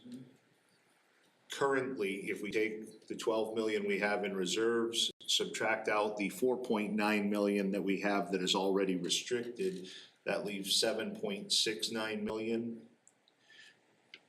The Spur project that we have has a $3.3 million match that the council has previously designated. That will free up should that grant not come through, but that is, we are obligated on that, with that grant. And upon grant acceptance and the Red River Valley shows, we have a $1.65 million match lined in place of that. It should be noted, these are not cash requirement matches. We can bond for these matches. There are other ways that we can find these. The catch being, it cannot be the match, if it's a state grant, it cannot be state funds that we match with. It has to be, if it's a federal grant, we can match with state money, but not federal money. That gets a little tricky because then you've got to make sure that the state didn't originally get the money from the feds. So they don't let us pass through and hide it. So that gets a little tricky. Currently, with our matching and our numbers, the 2.4 or roughly 2.5 million, I would assume from 2024 budget as opposed to 2023. For round numbers, I'll say 2.5 million.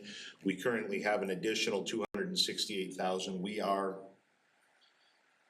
extremely close to the threshold of our fund balance policy. With our obligations as noted right now with applications that we have out. Now that can change if we do not get one of the grants, that will change. I just wanted the council to be aware of where we stand in our reserves and our undesignated policies. I did ask Lance to be here if there were any other questions going forward on that. My recommendation to the council, I would not recommend bonding to match these until we know where we're going to be with our road and infrastructure projects. The initial look-see that I saw that Chuck has hanging up on the wall from Bolton and Menk, I see 40 miles of roads that need, or infrastructure that needs to be roads. The map shows the roads. I'm assuming infrastructure underneath those roads is probably also going to be in line. But wasn't it tiered, the good, the bad, and the ugly as far as road infrastructure? So what would be immediately? Yes. Then sooner or later? Yes. So. It is broken down. So that 40 miles of infrastructure underneath the streets, we're not have to do 40 miles right away, correct? That is correct. What we have, I believe, if my memory serves correctly, we have about 15 to 20 miles of critical need. Okay. We have 40 miles of intermediate need, which is probably the next 2 to 5 years. And if we need the infrastructure underneath, I've looked at some of the maps, not all of it needs infrastructure underneath, some of it, I believe it's Sunny Lane or Sunny Street, Sunny Avenue, over behind the park by 5 Points. I know we have PVC water there, so that's not something that would need replacing. That's what Chuck and Brandon are working on, is overlaying and what the priorities are on that line. But if all needs, it's about 2 million a mile to run roads and infrastructure as a ballpark guess. So we're looking at an immediate need of anywhere from 10 to 30 million in the next 2 years. That's why I would say until we have more information, we need to be careful about where we're looking at bonding. I know the city currently has no debt, and debt has its purpose in municipal government, but at the same time, you do not want to be strangled by it. My last Minnesota city had their operating budget was 1.9 million, and they had $9 million in debt. And they were paying $1 million a year, or 789,000 a year out in debt payments, and their levy was 680. They were paying everything that they had to cover the debt. So my understanding, and the council had already signed off on this, was that we were gonna go with Ellers to have them do our municipal business finance plan. That is in process, yes, ma'am. Okay, Because like, I think that's gonna be a big part of us, like, you know, being able to see what, big picture, right, about bonding and what we set as priorities in the next 5 years, 10 years, so. Yes, this is just a 30,000-foot overview, initial discussion on the budget, kind of this is kind of where we're at and what may be on the horizon, moving forward. So the detail, it's an informational point, and just the details as the tax capacity is the one that really is the strongest impact to us at this point. And Jeff, when is that due, the prelim? September 30th. It'll be the second meeting in September when we pass the preliminary. So we will have opportunity to speak, and I anticipate we will be meeting on a few special meetings for, as the departments come in and the budget starts to solidify, for further guidance from council for priorities. Is it possible, I think I brought it up before too, before we get into the wish list or of department heads, is it possible to see where the levy would be, or where it needs to be for operational of the city for the next The current, year? yeah. See where the levy has to be to operate the city for 2025, and then see where that levy number lands, and then we can start looking at CIP or the wish list or. Sure. Yes, sir. So just the basic, what it takes to Run the maintain the city city. for the next year. Yes, I was. Wages, salaries. And I think that's what you kind of mentioned, is that you were gonna do the basic, and then like, what would be great to have, and then what would be really nice to have. Yes, ma'am. So having those 3 different phases. Yes, ma'am. And along with that, again, I just wanted to, this evening, I just wanted to identify that our labor contracts that we have that we will be negotiating, the contract that is in place with the 2% increase. There is a 3% CPI increase June to June, over the past year. So whether we're able to do, or whether we desire to move forward, I don't know what past practice with the city has been as far as any COLA. CPI, you said? CPI has been, June to June was 3% increase. Can you explain what CPI is? Consumer price index, for inflation purposes. And I don't know what the city's policy was for any COLA increases in addition to the contracts with the unions. And we do have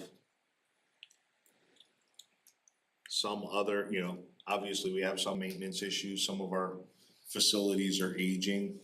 At the last meeting, we did have a discussion with some of the pool items and the ventilation at the pool, but Right. that Well, just I think- as an example. I think we did an assessment of all of our buildings, and that was supposed to be part of the process for bonding, and all of that was, we were doing the assessment of roads and infrastructure, and then we already did the assessment of all the buildings, and that was supposed to be like part of the larger conversation with Ellers about, then we're building out the municipal finance plan as to how to address those, and looking at those at the different levels, right? As the mayor had said, and like the really need, the ones who are gonna be like 5 to 10 years out, and then the ones that are further.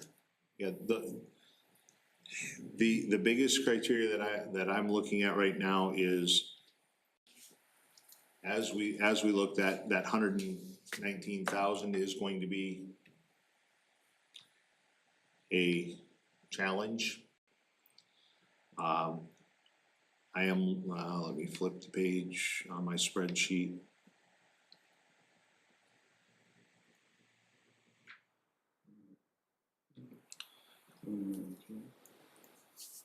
Our LGA increased by $6,000. We went from, I think it was what, 4.505. Last year it's 4.511 yeah. this year. And that was supposed, I think that's what Marty had said about it being a non-budget year, that wasn't surprising that it was being It's just a so low. formulaic increase, yes. Yeah, Yeah, they didn't drop anything, they didn't really add anything, it's just, kind of maintain. yeah, it's a very small maintain. I did have some that I need to get with Lance. I noticed that our lodging tax was significantly lower budgeted than year to date. And that being said, I found it odd. Well, lodging tax gotta go strictly to marketing anyway. Right, and we have, some of our franchise taxes are very irregular in nature, so I wanna look a little deeper into the wheres and whys, and I know part of that may be that we had a very mild winter, so the gas may be a little less than normal. But franchise fees, that all goes into the general fund, correct? Yes, sir. And are those fees set, statewide, or are those things that are set citywide? Well, I think city negotiates, but there's a cap, you can only go so high. Sure. Yeah, there's a cap Just and they are wondering if we've like reviewed negotiated. that recently, that's why I ask. Yeah, they are negotiated contracts. It's based on usage, as an example. 2022 to 2023, our gas franchise tax went down by about $20,000. And I have a feeling that's probably because the winter was pretty mild. People weren't turning their heat on quite so much. Oh, sure.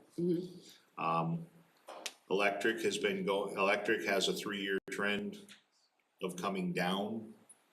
I can't speak to the reason why, but that's just where the trend is. More efficient appliances. Yeah. All of the energy efficiency that we're putting into rehabbing homes is causing things to work better.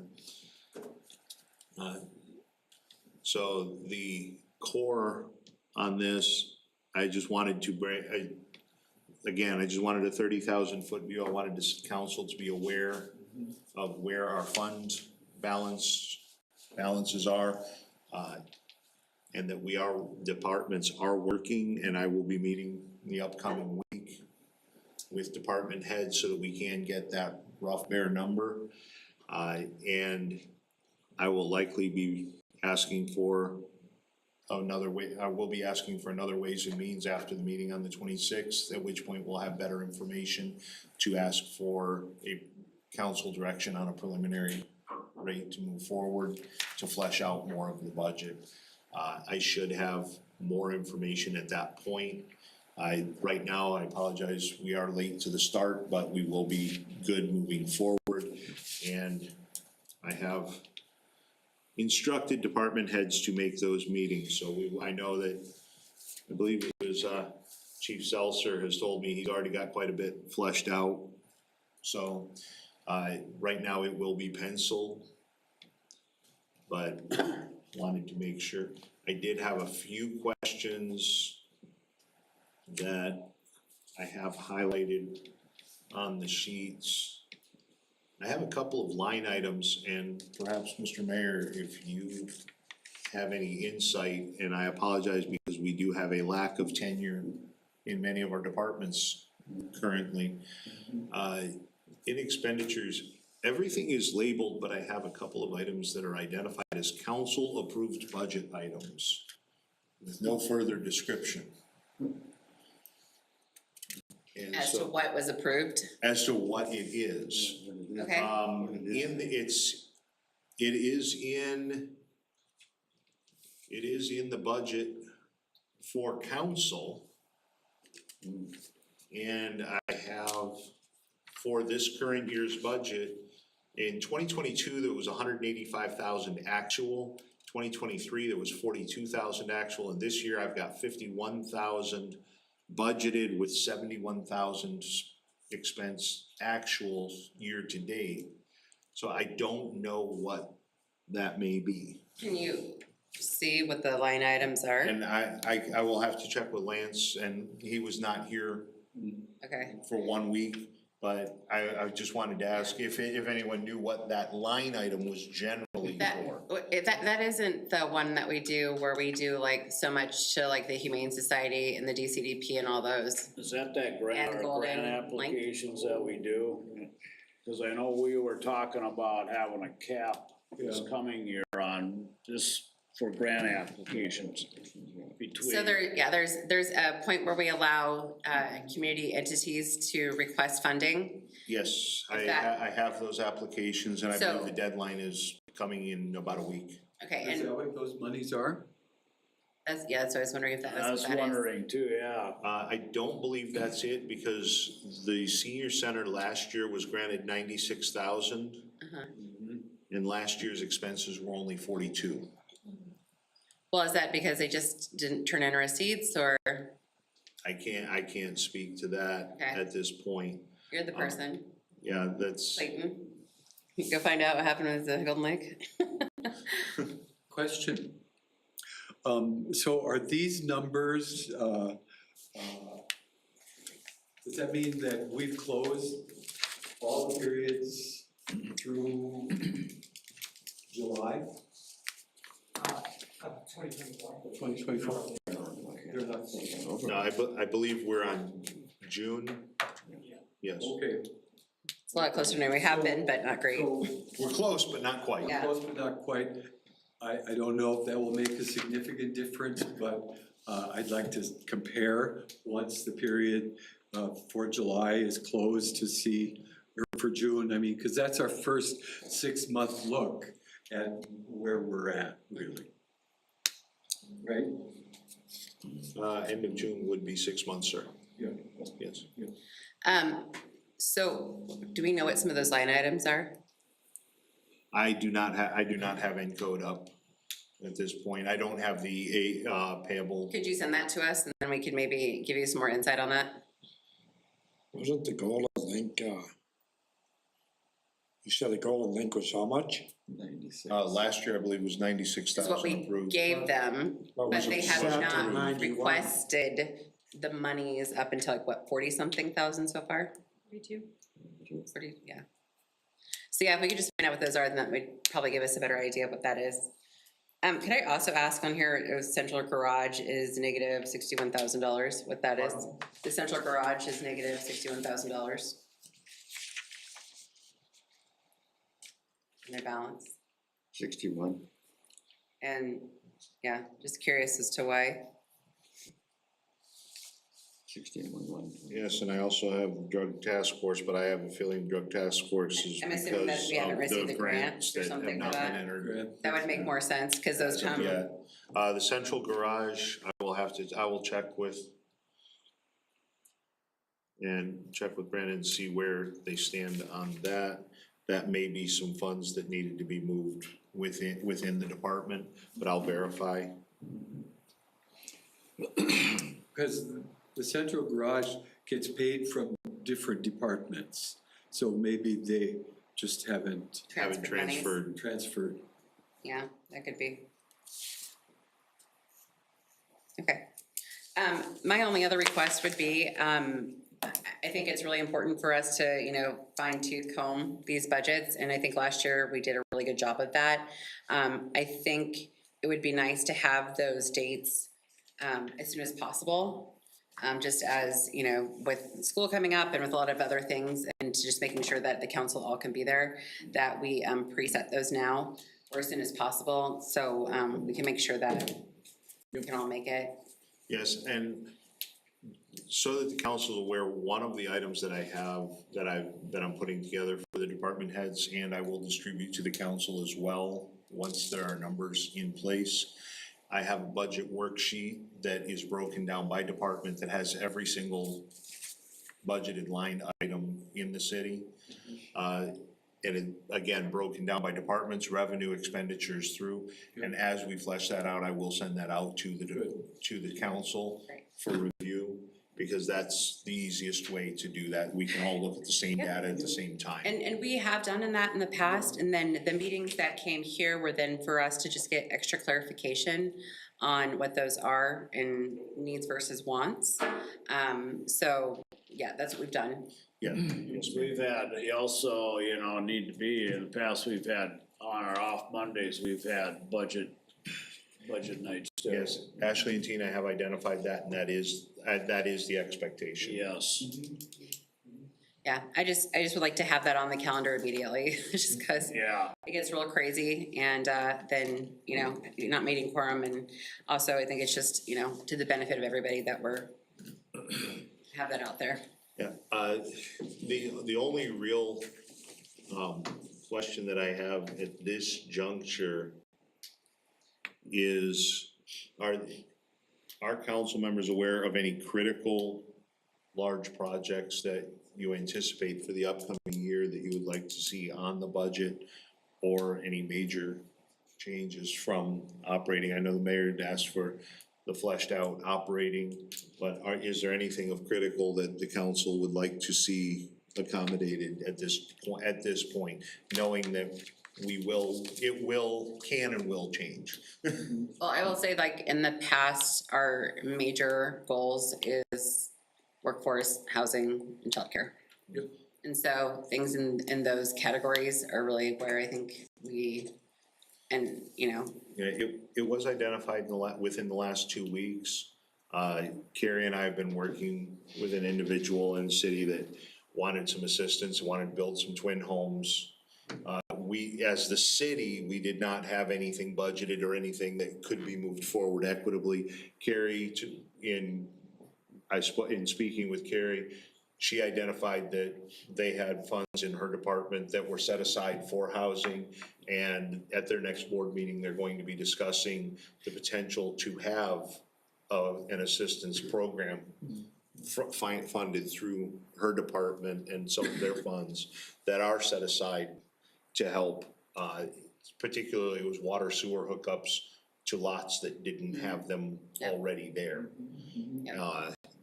Many people don't realize that's about a $10,000 per house expense to tap into the mains on the water and the sewer.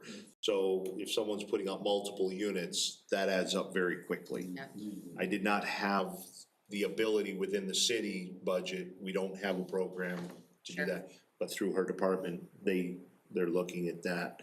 And I would say perhaps looking at, again, to help fund the housing and economic development. I think it's a great idea, but is she opening up a can of worms as far as, you know, you gave it to so-and-so, how come I don't get it? One of the criteria that I gave her was it cannot be for a sole recipient, that it must be a general program that is equitable.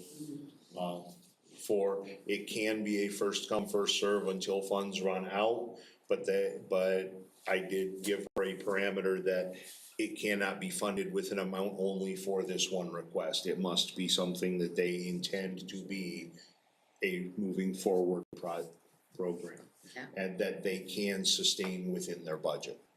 So that was the criteria that was given. We'll see, and I will be at their meeting to see how they flesh that out. Okay. I think the only other thing I would personally feel, and something I've already mentioned, is really just us taking a look at those amenities that we have that are gonna be bringing people to us, and how we can improve those in the next coming year or so. Yes, and like I said, one of the drastic, it appears in discussion with department heads, one of the significant changes in format that I foresee, it's in our capital improvement plan. We currently, and Lance, please correct me if I'm wrong, we do not currently have dedicated departmental reserve accounts for capital expenditures. We have a citywide capital improvement plan, and we fund as needed through, is my understanding of how things have happened in the past. One of the things that I'm going to be bringing forward to the council is a plan that has dedicated departmental capital improvement plans that are funded annually based on expected expenditures over a 20-year horizon, broken down by life expectancy of the elements. That way, each department has that ability to plan all of their normal, regular purchases, maintenance on if we need a new roof on City Hall, if it costs us $50,000 for a new roof and we know they last 25 years, we're gonna set $2,000 a year aside for that roof. That way, But don't we do that? I mean, I remember in our discussions with the police department, their CIP, they had a CIP that included funds for, vehicles that would need to be replaced. Yeah, they rotate a vehicle every year, and then we set aside a money for like a new fire truck yearly that's in the CIP. I think the difference is it was just like earmarked, but still in the general fund, where this way it would actually be a police department fund that has those funds that would be consistently going into it. it wouldn't necessarily be just earmarked, it would actually be a Line item. fund. A line item on the contribution would be a budget line item for that department. The expenditure would be an expenditure out of an expense line item that was tied Right. to that Directly to account. them. Directly. Yeah. So that way, everything, Isn't so loosey-goosey. it's very methodical, it's very straightforward, and we know exactly where we stand. Right. So we can, it really, and we can adjust it annually, and that's why you would look at the CIP annually, even though it's a 5-year, so that we can make any adjustments for inflation, for unexpected expenses. There's always a small amount of pad. If we're saving for, I'll use the fire department as an example. If we're saving for a new ladder truck, which are about, if we get them on a deal, they're only about 1.8 to 2.2 million. But yet our pumper goes down unexpectedly and it's for whatever reason irreparable, it gets into an accident with an 18-wheeler, just hypothetical. And we need to replace that. Well, insurance is one thing, but we still gotta get it. We gotta have the money later. We'll have the money to do and then reimburse it through the insurance. So that way we're not down. But our capital improvement's kind of a revolving door anyway. I mean, if we budget something for 28, but we needed 25, we can move that down to year 25. You can, what the fund account does is it allows you to actually then stay within that departmental budget with your annual contributions without impacting, because then you can start looking at other items. Okay, we had to move this one sooner. Is there something else that we can move later? Well, we've done that too, where if something that comes up in 25, we push that out to 28. Yeah, it's just a tool that we would have that it would, but it's broken down by the department. Yep. So that it's very clear cut, and at council discretion, we can still move those funds around however we need, but for the department heads, it creates a very good planning tool and gives them a great awareness of where things are. So that it makes their capital budgets less labor intensive every year. So, question, so we're in the process of getting ready for the audit, and Finishing the audit, we're already, things are moving. things are moving. So, sometimes at the end of the year, right, there are monies that aren't spent. This is true, sir. So do we know if there were monies at the end of 23 that carried into 24 that have an impact on our position? Yes, as of the end of 23, yes, we would know, yes. No. So there's a page in the audit that says, at the end of 23, we carried over $26,000.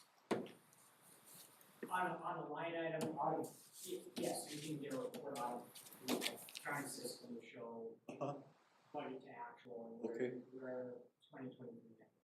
Yeah. I think the larger question to that, Tim, is that we want to see if there was a significant overage in readjusting our levy based on that. And we could not get a very clear answer this last year and would like to have that going forward. Yes, in many, it is common practice, and I will again defer to Lance should I misspeak.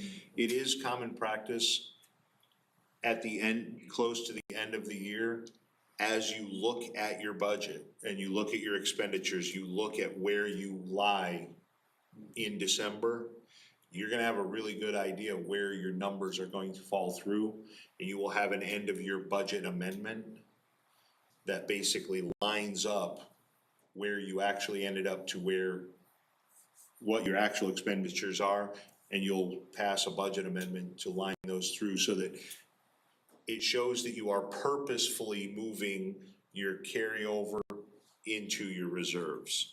Is that a good synopsis of what happens, Lance? Yeah, yes. Yeah. It's not necessarily something it's not covering up saying, oops, we made a mistake. It just shows that we are purposeful in identifying, this is where we are, we're looking at it, we know this, and we're consciously moving from A to B. We're taking all of these lump aggregate changes, and we're gonna change all the line items in the budget to match our actuals, and then have another line item of carryover to. And that's wonderful, but that has not been common practice for us. We love that to be common practice. So that is, I think, why we're clarifying that, is that is what we've been asking for.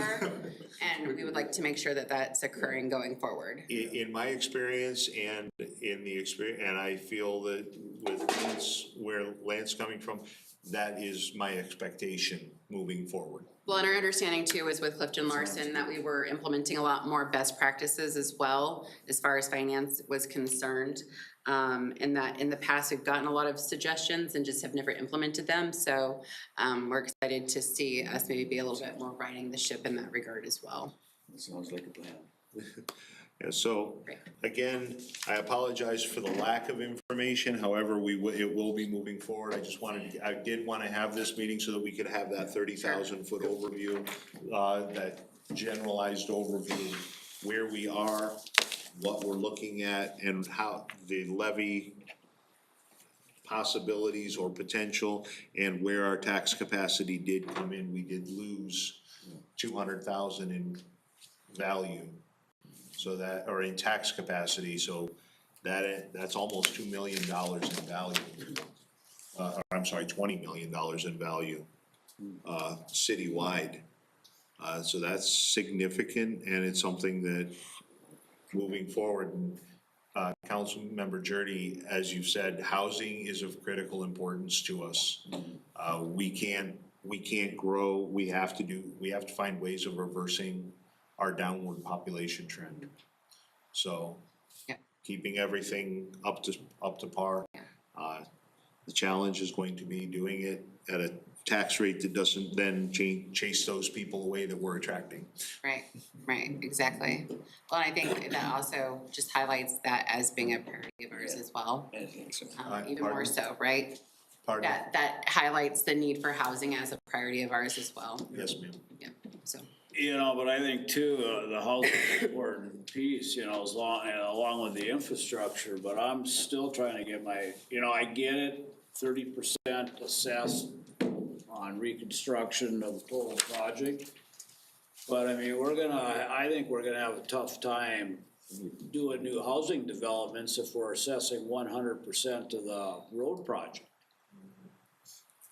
I mean, Well, I also think that's where we need to really tap into, the different resources that we have. I think that, with the Northwest Summit and those things, that this obviously can't just be something that's done internally, that we're gonna really need to be aggressive in looking for those, grants and other funding mechanisms. I'm just saying, the way it's written right now, we're not gonna spur any new housing development anywhere with 100% assessed to the property owner on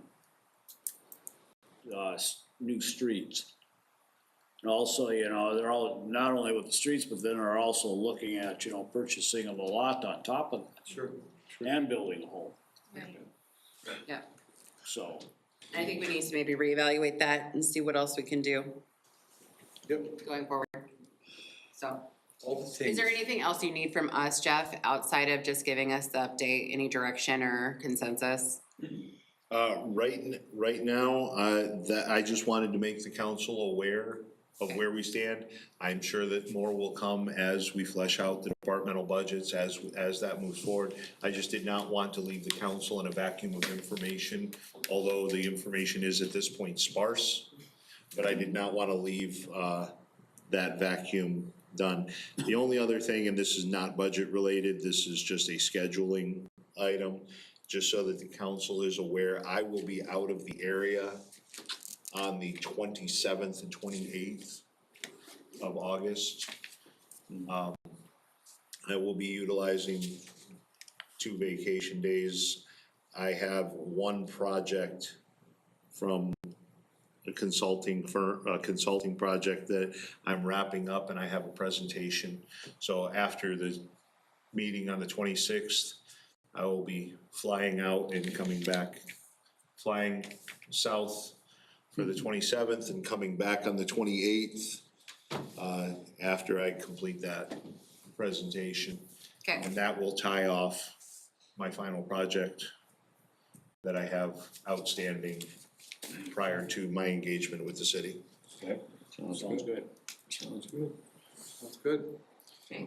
Everybody good? Also encourage my colleagues, if you haven't had an opportunity to have a conversation with Jeff one-on-one, to do that, to let him know sort of what your background and hidden talents are, so that he understands that we have a very talented group of people on this city council. Yes, I have had the pleasure of meeting with most of the, I'm gonna back up a little and say, about half.